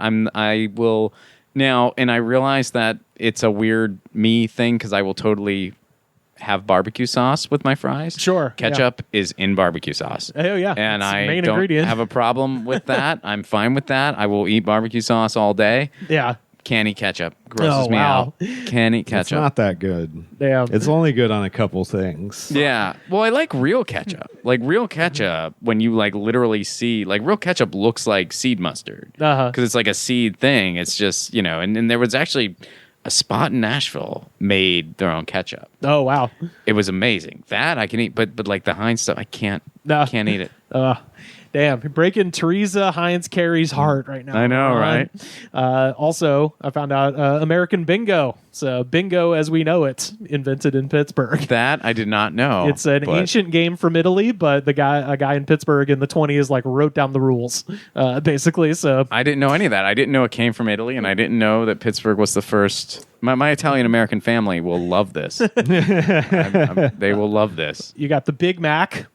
What are we talking about here? Didn't know that either. Big Mac, born in Pittsburgh, yeah. Wow, okay. And especially if you don't like ketchup, what about if it's turned into Big Mac sauce? And mixed in there with relish and mayo. It's pretty good then, huh? Yeah, special sauce, all right. And of course, my favorite, the Whiskey Rebellion in 1794. Oh, in yeah. Pittsburgh, which for those that might be listening abroad, our first president, George Washington, was one of the largest whiskey distillers in the country and decided, hey, let's levy a tax on whiskey producers, and that ends up basically as a way to force people to challenge the federal government's ability to tax them. And Washington marches into Pennsylvania himself to put down the Whiskey Rebellion, and that was the last time a president ever went into war while president. It's kind of wild, all the stuff that's happened in Pittsburgh as far as that stuff goes, because there was just the Battle of Homestead too, where it was just a bunch of people fighting for their jobs, and Frick and Carnegie just decided, hey, we're going to randomly take a vacation this weekend. Don't know why, but we're going to be gone. And then there was just this bloody battle. I was about to say, yeah, these are our friends from Pinkerton. I mean, our friends. Yes. Yeah. The Whiskey Rebellion's always funny because it's this much of a paragraph in a history book, and they never mention the part where it's like, yeah, Washington was A, one of the richest men in America, and B, one of the largest distillers in America too. So, oh, dude, growing up there, man, they never tell you the truth about Carnegie. Oh, yeah, everything is named after Carnegie and Frick there because they owned everything, and they never teach you what those guys really did. They never teach you that. Yeah, everybody. We were taught that he just got his wealth because he had a library card, and he enriched himself through books, and then became a great businessman, and that's all there is to it. Yeah, you're like, hey, is that my great grandfather's blood on his hands? Shut up, shut the hell up. But also, the most bridges in any city in the Western Hemisphere. I did know that. 446 bridges, although Hamburg has them licked by 1,000 bridges. Take that. Take that, motherfucker. Hamburg. Yeah, Hamburg. You've Germany. done it again. Yeah, but when I do this segment, I always, because we're going to ask about good food, but one of my favorite things to do is try to find the worst restaurant and see what people have to say about it. And Pittsburgh, and if this is too tall a task for you, Ron, please let me know. But famous for their very strange, hard to imitate accent. Complete with the. You want me to do it for you? The word ends. You want me to do it? I want you to do it. And I can do it. I was raised on nothing but river water, and it's a little weird. I don't remember nothing, but I got bones of steel because of it. So yeah, now I can talk like that whenever I want. Sometimes it comes out naturally. I'm watching a hockey game, like they were soft in the ice. Now a goal went in, they're going to lose the game. I think they want to go golfing. I don't think they want to play no more. They don't want to go to the playoffs. They're like, oh, it's June, the sun's out. We just want to go golfing. You want to go golfing? Just go golfing. You don't want to play hockey? Don't play hockey no more. It's like Point Break meets Fargo. It's the weirdest mishmash. I fucking love it. But according to Yelp reviews, the worst restaurant in the city is the Baltimore House on Curry Hollow Road. It's been there since 1968. It might just be because Baltimore's in the name, so locals are just, we're not going. Well, supposedly when they first opened, the owner would drive to Baltimore to get crabs. It's like a seafood place, so that was a big thing, as if you were, lived there or came from Baltimore, or you just wanted fresh seafood. This guy went to Baltimore at the source, and apparently it's just fallen apart since then. But he stopped going to Baltimore. Now he just goes to Harrisburg or something. Right? Yeah. Do you guys have crabs? Not really. What do you? Just give me something that'll pass. Something. But yeah, according to the website, they have crab legs, prime rib, sushi, and of course pizza. So they've really got that menu's kind of fucked. Yeah, that's a little bit. Don't get sushi from a place that serves pizza. Right. Yeah. No. This restaurant just sounds like it was meant for really, really high people at 3 a.m. Oh yeah. Oh, and that's believe me, the only way they're still around. When we get to the decorations, you will believe that even more so. So I've never been there. What neighborhood is it in? Does it say? I just wrote down Curry Hollow Road. I don't. Okay. I didn't actually look at what neighborhood, but it is called Baltimore House, and I have actually printed out, and I would like in your best Pittsburghese to read out some of these reviews, if you don't mind. Okay. All right. And, All right. Yeah. So first up is Dennis C. Well, I told our waitress about the hair I found in my salad. She said, "What color was it?" You believe that? She goes, "Hey, what color's the hair? I don't know if it's mine or." I like that she's like, I'll know who did this if you just tell me. What about Chanel T? My dessert, which they called an apple caramel pie. Nah, it wasn't pie. It was literally a piece of cake with 0 apples. I thought I was going crazy. I love that These one. are great. I thought I was going crazy. That's how it ends. I'm not improving anything here. No, that's amazing that it's like you order pie and they just bring you, and it sounds like there's nothing on it, so it's just fucking Duncan Hines yellow There were cake. 0 apples. Yeah. They're saying apple pie. No apples. Well, now you just got pie. Just no, call it and pie. it's cake. He says it's not even pie. It's a cake. Oh, it's just a piece of cake. It's a piece of pie. cake. No. What about This Charles? isn't either apple or pie, sir. Charles A. Bunch of old people smoking cigarettes, coughing, and drinking at 3 p.m. There is a vending machine inside the restaurant. You're going to have a vending machine, just put it outside. I love that. It's like, what the... And I was thinking the restaurant is supposedly also a music venue. So I was like, maybe it's... who plays there? Oh, dude. I have to go now. There were so many complaints being like, the worst band ever deafened my grandmother. I was just trying to enjoy my sushi pizza. Yeah. And this loud band's just playing on and on. I don't even know what kind of music it was. Apparently it's like... They're just yelling. It was like Marilyn Manson It's literally type stuff. like Screamo and shit, because there were people in the reviews. I didn't put it on the I don't sheet. get any of that. So, you play some Donny Iris. You play some Sticks. What about Mara K? Mara K. Service was spotty, but our waitress was nice. Another employee at one point walked by our tables and yelled out the F word. Decor is very bizarre mix of Asian, pirate, and pub decor. But Pirate. But I also saw some other weird statues, such as a dog. That's so much less weird than a pirate. I know, right? There's also... Wait, this is amazing. Yeah, okay. This one killed me. There is also a non-working jacuzzi under the stairs. I read that in multiple reviews, by the way. I wouldn't mind all that if the food wasn't also Does he get in the jacuzzi they and he's mentioned like, the bro, I got my restaurant wet, bro. Oh, my God. Yeah. They're talking about how fucked up everything is. There's an ecosystem in here. Yeah. They talk about how fucked up everything is, and then at the end they're like, "Oh, by the way, food sucks." Yeah. Food not great. What about Brandon H? I'm for sure going here next time I'm visiting. I want to go. Family, by the After way. Oh, we just gotta hearing- go. Let's do a show there. Fuck it. Let's Okay. do. I mean, they got a I'd stage. go. We got to do a show there. Well, I did read one review where it said the stage was so tall that you couldn't really see the band. And I was like, what the Great place for stand up. Yeah. If when you can't see the audience, best stand up setup you could ask for. Shout out to the late great John Lovett Stand Up Club at Universal City. Oh, was it really high stage? I never got there. It was formerly BB King's Blues Bar. Okay. And so it was a 100-foot long stage built for a full 28-piece BB King blues band. And they're like, let's do stand up here. Yeah. How can this go wrong? Yeah. Perfect. Terrible. What about Brandon H? I was the only patron in the whole place.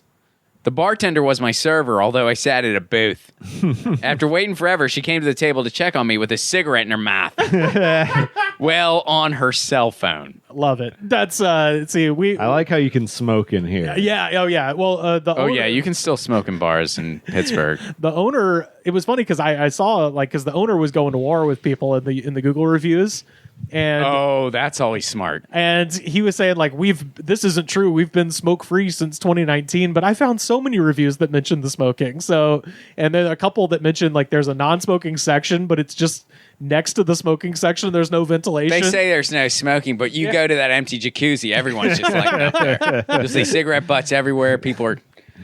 That's the ashtray. That's the restaurant's ashtray. That's the ashtray. What about Judy P? They sat us at a booth.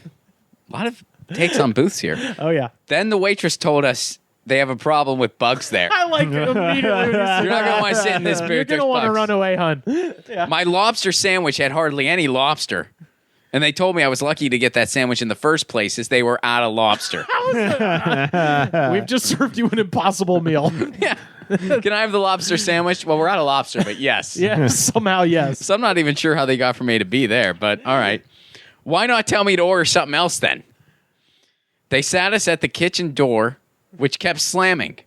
Then we asked for a different table, and another waitress told our waitress she was mean for making us move.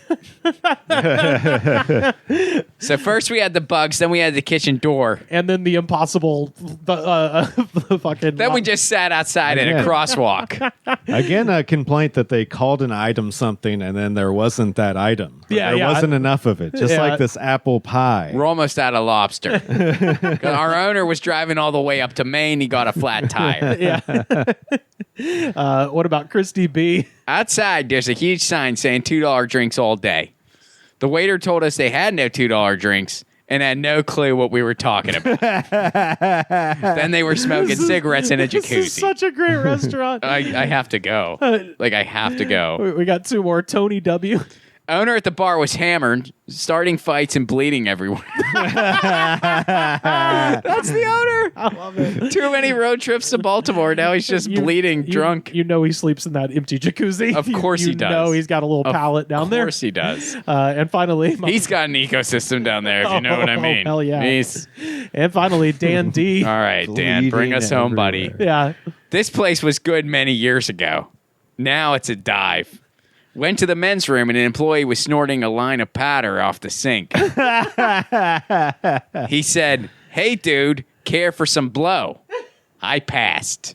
Avoid this dump by all means.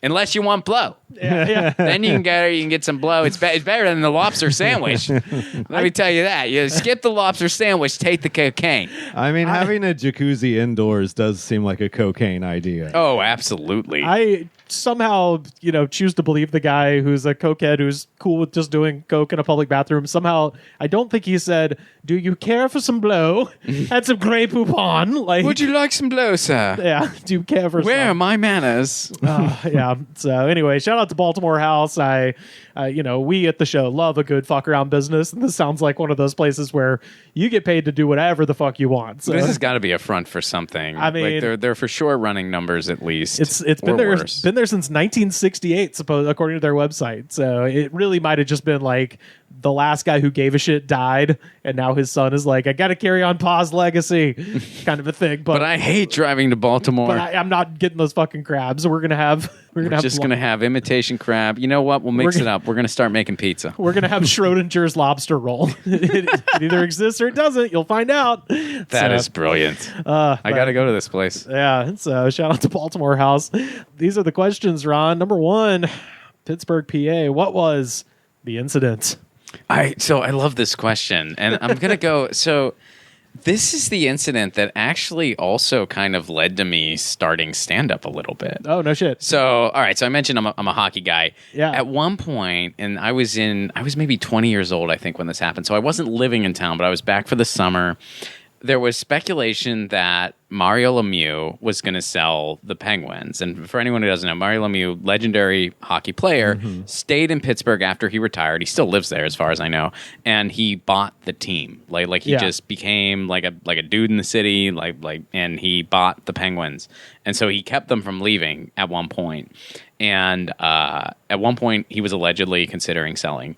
And everyone in the city was really not happy about that. They didn't want the team to leave. But no matter what, you could not take a shot at Mario. Like, it wasn't Mario's fault. He's still like a great guy. Like, you could not criticize him. And my dad had the radio. I was in the car with my dad. He had the radio on. And it was this station called WDVE, which is still a pretty popular morning show. I think I did it last year. Like it's still around. It's if you ever saw the show F is for Family. Yeah. The radio station building in that show is based off of the morning show building in Pittsburgh. Nice. Because it's a pretty decent morning show that has, they never syndicated. They were all like, no, we do Pittsburgh. That's what we do. And they do a good thing. I mean, shout out to all the people there, Randy and Bill and everybody. And I got to do the morning show on the radio station I listened to as a kid, and it was like kind of cool. It's a trippy thing. It's a really cool thing because you grew up listening to that stuff. Shout out to James Chandler Cross, Tiger 95.9, 104.9, always alternative. So we're just listening to that randomly in the afternoon, and Ralphie May is the guest because he was at the Improv that weekend. I didn't know anything about stand-up. I didn't know who Ralphie May was. I didn't know anything. And Ralphie May starts going on this rant about Mario Lemieux, and it was hysterical. It was so good. And he's like, hey, Mario, I know you had back problems later in your career. It was probably from all those trips to the bank. It was so freaking funny. And it was going after Mario Lemieux, and like the DJ was trying not to laugh, but he couldn't hold it in. And I just remember as a 20-year-old listening to that and being like, I don't know what that was, but that's what I want to do. Wow. That guy just made people laugh at something they thought they weren't allowed to laugh at. Right. And he was too funny to be denied. I was like, that's a superpower. Whatever he did, I want to do that. And it wasn't. It was a little while later, but that sort of led to me wanting to do stand up. Wow. And so it was sort of like this weird side thing in my life, right? And then did that make waves in town? Ralphie May making fun of the legend. That's gonna be like a Emperor's. He sold out that weekend, and it was, I think people were like, "Wow, respect." Well, it's like an Emperor's New Clothes kind of thing. Like nobody wants to talk shit about this guy, and then dude comes in and is like, "Oh, this is obviously an exploitable situation." How can you not talk shit? He doesn't have to sell the team, but he's thinking about selling the team. Yeah. Like call it out. And it was just so cool. And then years later, to kind of add like a little sentimental tag here, like when I lived in Nashville, it was when Ralphie had moved back. Sure. And a couple people knew that story just because it came up, and they were like, dude, you got to tell Ralphie about that. He'll fucking love that. That's such a cool story. Yeah. But every time Ralphie was around, he would be like, or every time I was around him,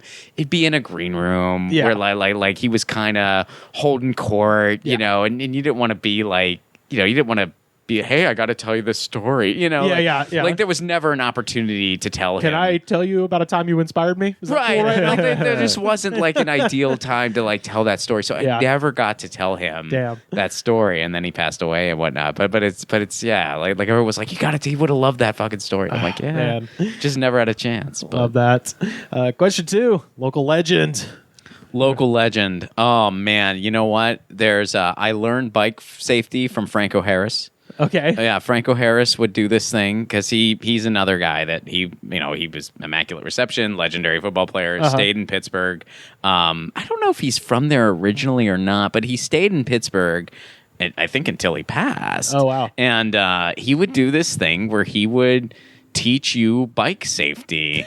And so like I learned how to properly wear a helmet because of Franco Harris. That's great. And I learned Mr. Rogers broadcasted next to my high school at that's one awesome. point. But you know what? I'm going to do a deeper cut for local legends. This wasn't even on your list. August Wilson is from frickin' Pittsburgh. No shit. August Wilson is from Pittsburgh, among my favorite playwrights. Yeah. And in high school, so we had to read Fences. It was required reading as it friggin' should be. And August Wilson went to my high school for like about a couple weeks, and because of racism, he had to leave. Yeah. And I brought that up, and I was like, we should do something because we require the guys' plays in our frickin' curriculum. Yeah. He went here. Yeah. And we don't do anything to acknowledge that. We should acknowledge it, crazy. and we should also like frickin', acknowledge some of the faults of the past, like racism of the past that unfortunately he didn't graduate from here. Right. And that's really freaking sad, but we should do something to acknowledge it. Nobody had my back. Nobody had my back. Damn. And I'll be brutally honest, like my high school was pretty freaking white. Yeah. And it was like people kind of laughed at the idea, shrugged it off, and then honestly, and maybe I didn't even it didn't hit me at the time, but some of the black students would approach me and said thank you. Yeah. Man. So I didn't even realize it. I just thought like he's a legendary playwright. Why wouldn't we acknowledge that? Mm-hmm. It's a shame that racism was so much more prominent then. Yeah. But we should just address it, and we should be like, it's so cool that he walked through these doors and now you're reading his stuff. Yeah. But yeah. That's fucking wild. Yeah. Damn. That's a good one. I've heard it's racist in Pittsburgh. They have issues with that. Pennsatucky, yeah. There's some say. issues there. Yeah. There are some serious issues there. Yeah. And I'd like to think it's gotten better as time has moved on. I mean, the city's definitely different. It's younger than it used to be, because I think a lot of people, Pittsburgh's not as cheap as it used to be, but at one point Pittsburgh was cheaper than Columbus, Ohio. Yeah. Like Pittsburgh was super cheap, and Pittsburgh was always kind of, like kind of had a gritty cool about it. Post-industrial, similar to Birmingham. They would call it the Paris of Appalachia, which is a bit generous, but but it was. I will say, even as someone who grew up there and has plenty to complain about, as everyone does about their hometown, like it's cooler than Columbus, Ohio. Like if it's cheaper than that, that's a pretty good value. More people started realizing that. So Pittsburgh is younger than it used to be. It's also a little more expensive than it used to be. Yeah. So I don't know if it still has the problems with racism that it did over the years. I really can't speak to that. But yeah, it had some issues there. Yeah. I mean, as so many mid-sized cities do. I mean, it's America. It's America, and it's just America. Yeah. But yeah. Question 3, worst bar? Worst bar, and by worst you mean also best. Could right? also be best. All I got my favorite bars are shitholes. Exactly, and I got a couple answers for this. So I'll give a shout out to Dee's in the South Side. That's a legendary answer. Is Dee's Cafe in the South? It's a ping pong bar. Okay. Yeah. How many tables they got? Only a couple, and it's all upstairs. But it's sort of one of those like a crowd will form. You'll be playing. It'll get real intense. People are chanting. It'll get real intense, man. And it's a cool freaking ping pong bar, and it is a dive. And then I'm going to give another shout out to Pub in the Park in Swiss Helm Park, which is where it's where you drink under a bridge. Kind of. Kind of, actually. The bar's sort of positioned, yeah. But I grew up in Pittsburgh. I left. I came back, and I went to grad school there. So I did live there for 2 years in my adult life. And then I was doing comedy at that point. So like I did stuff in the scene. And then I left after I graduated again. But there was this bar called Pub in the Park, and I went there recently, actually. I was back home visiting for a family event, and I actually took my wife there because she would hear stories about it, because I used to go there for like just Steeler games or whatever, and on Sundays they did not serve food, but on Sundays they would have this one guy who owned a big restaurant in town would come in and just kind of cater it, and you could just kind of make a plate, and I think like people would kind of like do betting and stuff like that, and it was just like no one gave a shit. It was just cool. Everyone was chill, and you could just drink $1.50 Miller Lights and eat for free and just post up and just watch games all day, and it was fucking cool as shit. Nice. Now they take cards and they have a food menu. I'm like, what is this place? But it's still a freaking cool vibe. And last time I went in there, of course, a buddy of mine was playing who I had not seen in 20 years. And I was like, holy shit, man, you're here? And he goes, yeah. And I was like, are you still in town? And he goes, no. Are you? And I was like, no. He was in town for a family event, decided to pick up a gig. He's a musician. He lives in Austin now. And then I mean, it's just one of those types of places. You just see someone you hadn't seen in 20 years, and neither of you live in town anymore. But of course, you go back. Nice. Question 4, best local food.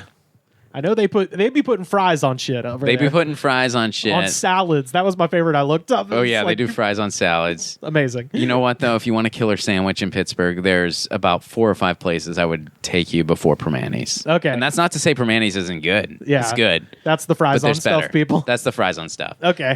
Good sandwich, but there's better. And but I'll go with I gotta go to my favorite pizza spot, Vincent's Pizza Park. Okay. It's a little far out there. It's in the towards the eastern suburbs, which is where I grew up. Yeah. But it is worth the drive wherever you are in the city. It's straight off of Route 30. Pittsburgh style at all, or is it just So there's a couple different things, and some of it I celebrate more than others. Vincent's is just its own thing. Okay. It's a sourdough frickin' crust. I've never had anything quite like it. And the pizza is just freaking huge. You're not going to eat much more than 2 slices. Okay. And it is incredible. Okay. It is just incredible, but it's a certain kind of thing. And I just grew up with it. I freaking love it. Nice. As far as like different Pittsburgh style pizzas, there's stuff like that. And then there's a lot of people kind of shit on this, but when it's done right, it's actually quite good. There's this place called Beto's, or Beto's, where they put raw shredded cheese on top of it afterwards. And there's a lot of memes that are like, that's disgusting. Dude, when it's done right, it's actually quite good.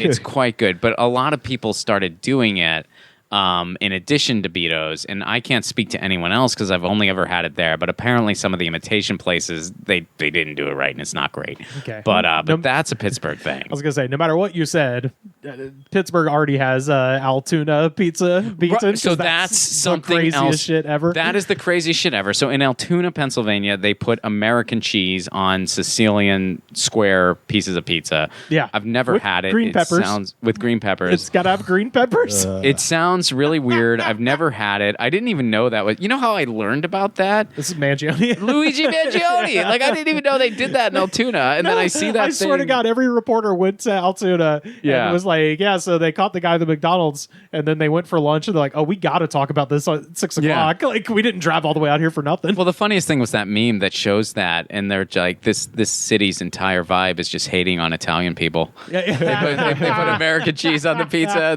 They turned in Luigi Mangione. Oh God, amazing! Free Luigi, by the way. Question 5: local ghosts or monsters? Oh, dude, so much. Yeah, I know. So the Pittsburgh area is home to 13 Bends, which is it's this road, and it's just a local road. People will still use it, but there's a bunch of legends there. One of them is that there was a closed down asylum. One of them was a school bus went off the road and wrecked, and all the kids died. It is a creepy. I've never been willing to get out of the car when I'm there. Really? Still. Oh, it's freaky, man. And you drive 13 Bends, and what the local legend is, if you put flour or something on your car, that you'll see the handprints. Yeah. And Gravity Hill. yeah. And I've never actually tried it, but it is a creepy freaking road. And, and you'll like kind of, I mean, every now and again, growing up, it's like we'd get stoned, and then we would like just kind of park for a bit and roll down the windows, and you'd hear fucked up shit, and you don't know if it's just because you're high or stuff, but it's like there have been times where I think I heard children crying. You know, was I just stoned, or was I just, really wanting to hear that in my psyche? I don't know. But They're it's outside. like, yeah, They're but coming for you. it's a freaky thing, man. There's a lot of haunted history in that town. I mean, George Romero, Zombie Town, USA. Like George Romero, it's Zombie Town, USA. So that doesn't just come out of nowhere. Totally. Yeah. So yeah, it's like 13. And then the guy, I forget his name, but the guy who was like the kind of glowing green man, like that kind of legend. Oh, the Green Man, yeah. That's based on a real dude. Yeah, who lost his face, or he lost his face. He Yeah. got like I think it was like some kind of just electrical accident, and it happened when he was really young, and he did lose his face, and he does like. I think he can kind of, I don't know if he actually glows, but his face is like very distorted. Yeah. And so he would walk around at night because he just didn't want people to like be gawking or whatever. Yeah. And he was just a local guy. He didn't want the world to see him because he thought he wouldn't understand. Yeah. So he would just walk around at night, and I think he made like belts or something for a living. Like he made like belts. And I forget his name, but I mean, you can look at all, but he's like a real dude, and he's from it was like outside of Pittsburgh. I read about that guy. Yeah. We do the Ghosts and Monsters episodes for Halloween every year, where I look up all these local ghost stories, and so many of them are just like, somebody has a physical deformity and then it turned into a thing. Yeah. You're just like, God, everybody's such a dick. Right. Oh, totally. And last question here. Favorite thing that's not there anymore? Ooh, man. There's a lot. I'm going to go with the steel industry. Yeah. I'm going to go with one of my favorite bars, this spot called the Map Room. It's no longer there. It was like this Scottish lady ran it. Oh, love it. Yeah, and it was like kind of right down the street from where I grew up. So how it was loud was she? You know what? Actually, not very. No, she was kind of subtle, and she was That would be my whole reason for going to a a bar owned by a Scottish lady is just hearing someone screaming in that accent is the funniest fucking thing ever. She was kind of chill, and they had like their food menu was pretty good, and they had some like good whiskeys and stuff, and it was just a cool vibe, and it was near where I like grew up, so it's like whenever I'm visiting home and I'm at my parents' house, it was always like one of my favorite places to revisit. Yeah, and it's not there anymore. Damn, the jacuzzi and the vending machine were both outside. Yeah, yeah. The jacuzzi was in the crosswalk where it belongs. Nice. Well, that is a tour, folks, of Ron Placone's Pittsburgh, Pennsylvania. I don't get back too often, so a lot of my stuff's probably a little dated, but yeah. Hey, that's okay. Sorry if you live in Pittsburgh. Hey, we got some Pennsylvania people. Yeah. Join the Discord, linktree.com/thegoods-pod. We'll talk about Hit us up it's a on cool social comedy media. scene out there. Is there? I've met some really funny. Really cool. There's some great comics out there, and there's some really cool venues. My buddy Shannon made like a night venue out of his barber shop. Oh, nice. Yeah, he works that's at this awesome. barber shop. It's really freaking cool, and they've had some really. I think Jackie Cation has played it. Like, yeah, it's really freaking cool. I've done a lot of like Central PA and like the Philly area. You should totally do Pittsburgh. Yeah, Pittsburgh's a lot of fun. A lot of cool shows there. I want to go because I had so much fun in the kind of middle of Lewisburg, Pennsylvania, and just like what was it, Wilkes-Barre and Northumbria.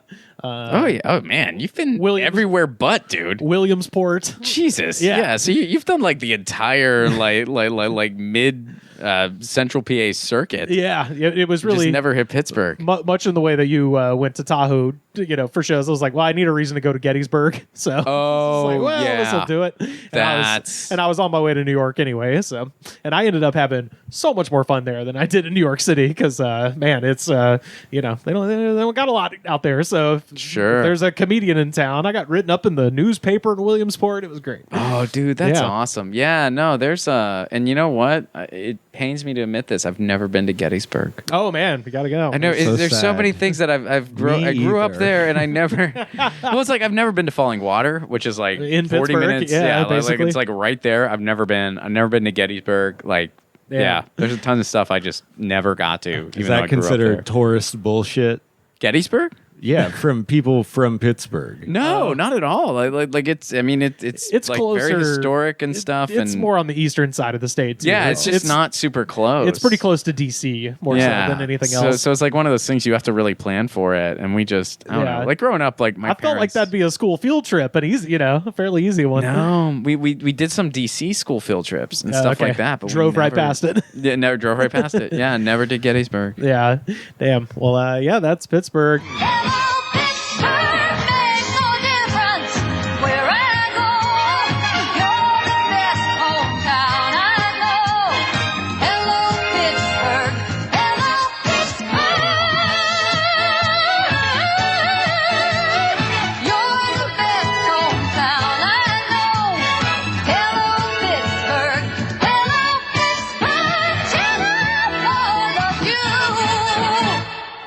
We have time for just one more segment, and of course, this is our jam of the week. Oh, what is it? What is it? Is it fucking Luke Bryan? Feel good stuff. Up under the seat yeah. Hell yeah. This is Luke Bryan with maybe the most broke country song that ever broke country'd. It's called That's My Kind of Night. Oh, do y'all know this song? Have you been in an Applebee's recently? I feel like I've heard this song a million times since 2006. Oh yeah. This is just AI music, right? It's from 2013, so it precedes AI. But I feel like every AI song is trained on this song specifically. And I don't remember what commercial it is, but I do just remember that him going that stuff. I'm like, you're 5 sentences into the song and you've already using the word stuff. But at any rate, this is Luke Bryan with That's My Kind of Night. This comes off of his 2013 record, Crash My Party. Dude, as someone who's lived in Nashville before, it's just one of those, you see... Every year they do the CMA Fest in June, and you would just see everybody who's like wets themselves over this stuff. Oh, yeah. And you would just see a million dudes in American flag tank tops carrying around their acoustic guitar. Oh, yeah. And it's just like, you're going to make it. This is your weekend. There's nobody like you here. Yeah. This is your time.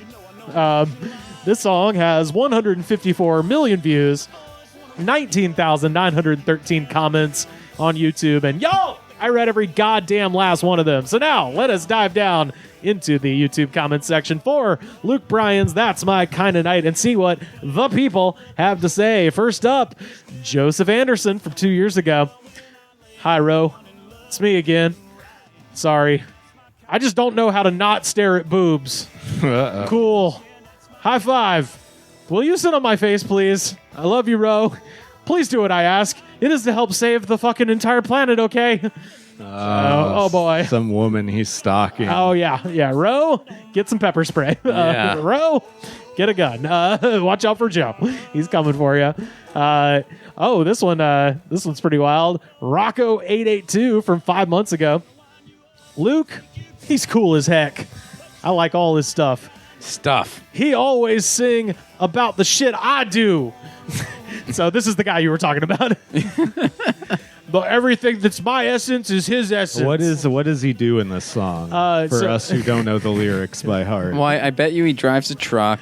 Yeah, and there's domestic beer involved. He drinks beers. He might have a dog. He goes catfishing, and he cooks up a woman a winter catfish dinner, and then lays her down and loves her in a cornfield. And that is the plot of this song. It actually sounds like a kind of cool evening. Well, there's going to be people who agree with that, Ron, in just a moment. But that's what he's saying he does. He's like, I got a big ass truck. The funniest thing is the whole time, fucking dirt. Yeah. He's standing on the bed of this truck, and they have turned the truck bed into like a Saturday Night Fever like light up dance floor, and he's kind of like a music video twisting around in these tight jeans. That there's like hot chicks like kind of around him. But are they dressed as catfish? Are they dancing? They should. That'd be better. So this one is Mr. Magikarp 9 years ago. This song reminds me of the summer with my crazy ex-girlfriend. Hate that bitch. Nearly died from her. But the song is still good. Like, all right, still likes man, the song. Keep on the sunny side, bro.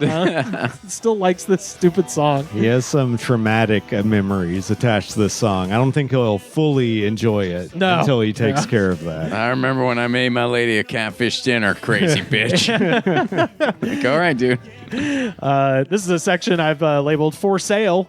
This is Lisa Christensen from 12 years ago. I like this song. The tempo is up and not whiny. Yes, I am from the country, from BFE, Utah. My husband has built plenty badass 4x4s that would kick ass. And I have one right now that's for sale. $6,000 and it's yours, as is. Wow. It took them a while to get to the pitch. Huh? They're really too much setup. But you would have to have a cashier's check and pick it up yourself. Thanks, Luke, for the upbeat tempo on a new song. Wow. It's a good scam post. Yeah. Never heard that one. Oh, yeah. That post is going to be updated soon with like a WhatsApp number. But also they announced, like, we live in the middle of nowhere in Utah, where it's like, so I got to drive to the middle of the desert where there's no cell reception and no one can hear me scream to get this supposed vehicle. All right. It's such a badass 4x4, though. Oh, Her yeah. husband made it. Well, this person's got something similar. BSGH Power 911 from 2 years ago. I didn't waste a year over here for shit money just to build my brother's Harley all over again for any fuck to take this shit without a fight or even step on it without a fight. Ashes to ashes, we all fall, motherfuckers. Trails like you couldn't imagine. But hey, 3,000, get you lit quick. Texas! I'm glad that these very well put together people are building vehicles that are on our roads. Oh, yeah. Makes me feel good. Also, if you want to know why AI is fucked up, this is what they're scraping. I mean, this is... Oh, yeah. This is in there, too. Yep. It's not just, smart shit. Paul Edenall from 11 years ago. I'm getting pretty sick of people at school and outside of school saying they're country when they do nothing but city shit. So we got a high school kid here. Country's starting to become a waste of time since people are making themselves look like fucking idiots There are very few countrymen and women that I can stand anymore. Bunch of fakes. Blowing ass. This is like the country version of there isn't any real hip hop anymore. Yes, yeah, 100%. Yeah. Blowing ass was an interesting button on that. I liked blowing ass. Yeah, blowing ass was an interesting choice for a closer, but not bad. We Are the Great 9 years ago. My girl's uncle played this and stepped up to start some shit with me. He tried having us break up. I beat the fuck out that goofy ass. I was like, the uncle? Like, yeah, I really want to hear the other two sides of that story. I know. You know? I Like, didn't. I'm a little intrigued. I searched. They need to leave comments. Yeah, I know. Give their side of it. I searched for more comments. Those are the only ones I had. Again, needs to take care of some issues before you can listen to the song. Yeah. I mean, when you got like shit you're working through, why does your brain go, I need to comment on a song that I'm triggered by? Yeah. My PTSD I gotta get is this out coming there. out. The world needs to read this. Muffin Land 5 years ago. This song is mind-numbingly stupid and everything wrong with modern country music. But, not gonna lie, if a guy offered to take me out to the river, caught a catfish, cooked it for me, and then fucked me in the ass, I'd be game. It's like, dude, shout out Muffin Land. Hell Yeah, right? Yeah, absolutely. Appreciate the honesty. Also, he doesn't mention... He just kind of implies fucking. I like that she's tacked on. Yeah, maybe the extra part that she wants. Maybe that's how Muffin Land likes That's it. totally it. Yeah. And hey, more power to you, Yeah, I Muffin mean, Land. hey. Whatever you want. Not going to yuck anyone's yum. No. I will yuck your yum. I mean, that's a dude, right?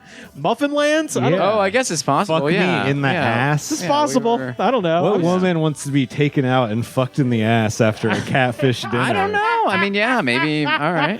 Pescatarians. Misty Hayen from one day ago. Hot off the presses. All right. So Sad. Missy might be AI. Sad. Most men say they are men, but can't handle a real, true country girl. They act like girls.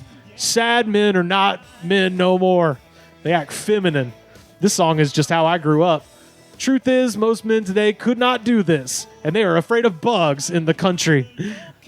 So she grew up with dudes catching catfish and then boning her in the field. Yes, 100%. That's what she says. She's like, most men could not handle. This is just what we would do. Yeah, you can't handle ticks and jiggers. Yeah. You're impressed by this song? That was just a Tuesday for me. Yeah. I grew up You in haven't lived. bugs. Bugs crawl on me at night. I'm fine. Bugs eat the crumbs off my shirt when I sleep.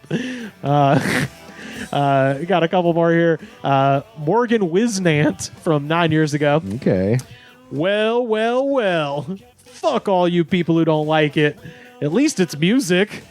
All of you may not like it, but my family does. So get a grip on what music is. I'm so fucking tired of people being rude, disrespectful towards different types of music. I hope you understood what I just said. Fuck everybody.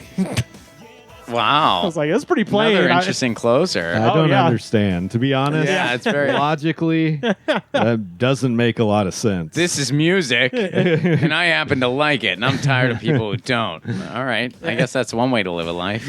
And finally, this is a longer one, but I think it'll be worth it. This is Scott Bonsignore from 9 years Bring us ago. home, Scott.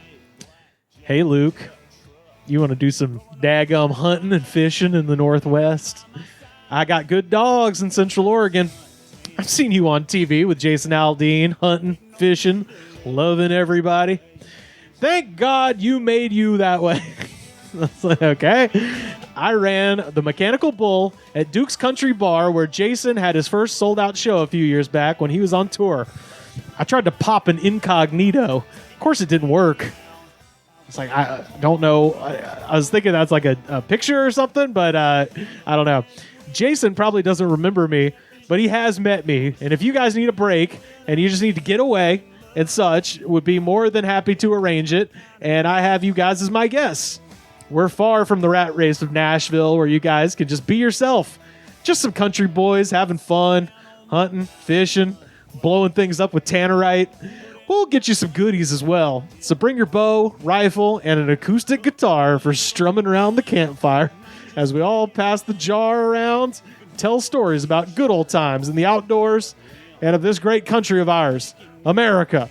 Just red-blooded, patriotic NRA members, gun-toting American country boys in beautiful Oregon. I hunt, I fish, and I guide, but my main source of income, I'm a barber. And I have seen for 34 years, 6 generations of barber and running. So if you boys need to get away incognito-like and have some fun in the Northwest City, boys, you can check me out at OregonBarbershop.com. Hopefully you have an opportunity to take me up on it, or I'll run into you in the outdoors. That's AI. That was 100%. No, I think that's a real That's person. 9 years ago. Yeah, That's I think- way before. This is a person. That's look a him guy. up? That's a guy who wasn't ready for the internet. Look up that I website. did. I looked it up. Is it still going? I had to go to the Wayback Machine to 2016 to the last time it was up. So it does exist. Could not find this guy's name listed on it, but it was a barbershop at one point.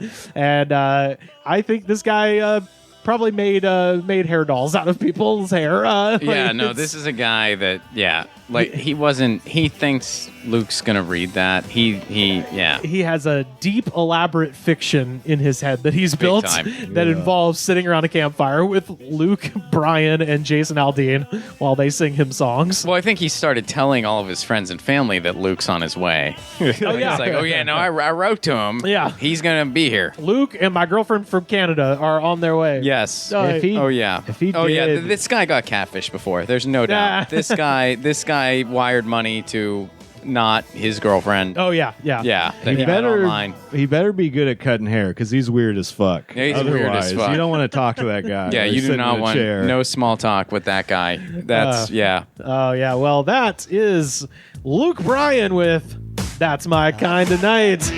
I love to blow stuff up with tannerite, man. My hobby is exploding stuff, dude. It's cool. It's as interesting that shit. dude's main gig is barber, though. That was an interesting, little. I like to hunt and I fish and I'm a barber. And at some point, he was running a mechanical bull in a Western shit kicker bar. So just a rich, full life for that Jack guy. of all Everybody's trades. hair would be so messed up, and he goes, "I got to learn how to fix this." Oh yeah. All right. Well, yeah. That is Luke Bryan with "That's My Kind of Night," our jam of the week.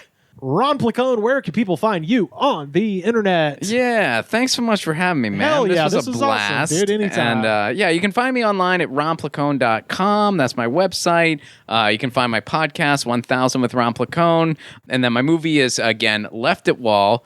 Did just win an award. Nice. But yeah, Left at Wall. You can find it a bunch of platforms, and I recommend Tubi because it's free on Tubi. Yeah. So hell yeah, Left at Wall is the movie. And yeah, thanks so much for having me, y'all. Sam, where can people find you on the internet? Sam Harder 666 on Instagram and Threads. Instagram content coming out hot. Check out my latest video where I break down the stand-up set of ice shooter Joshua John. Jesus Christ, he did stand up? The guy who shot up the ice facility in did Dallas. stand up? At least 2 times. He uploaded his second set ever. Oh, that's what people do now. Guess what he everyone's talks doing. about on stage? Oh God, guns? It's just puns. It's like dad No joke puns. shit. It's always fun, guys. Apparently, he would post racial slurs and edgy 4chan jokes on social media. Oh, when God. he gets in front of real people with a mic, just dad joke puns. Wow. Oh. Jesus. You guys can't handle this, so you need to censor me. It's a dad joke pun. Oh, Jesus. Well, you can find me on most forms of social media at Rivers Langley. And hey, the best way to support this show, if you're watching this, you're already doing it. Patreon.com/thegoods-pod. Buy a shirt. ProWrestlingTees.com/thegoods-pod. Make you look skinny on TV. Second best way to support our show. Head to Apple Podcasts or Spotify. Leave a comment, rate, review, and subscribe. Show the attitude of gratitude, because if you do not have the attitude of gratitude, Daddy, RFK Jr. will be your trip guide. The Goods from the Woods was recorded and edited by me, Rivers Langley. You can find our show on Twitter at The Goods Pod. Our theme song was composed by Jonas the Space Cowboy. This was a Brain Freeze podcast.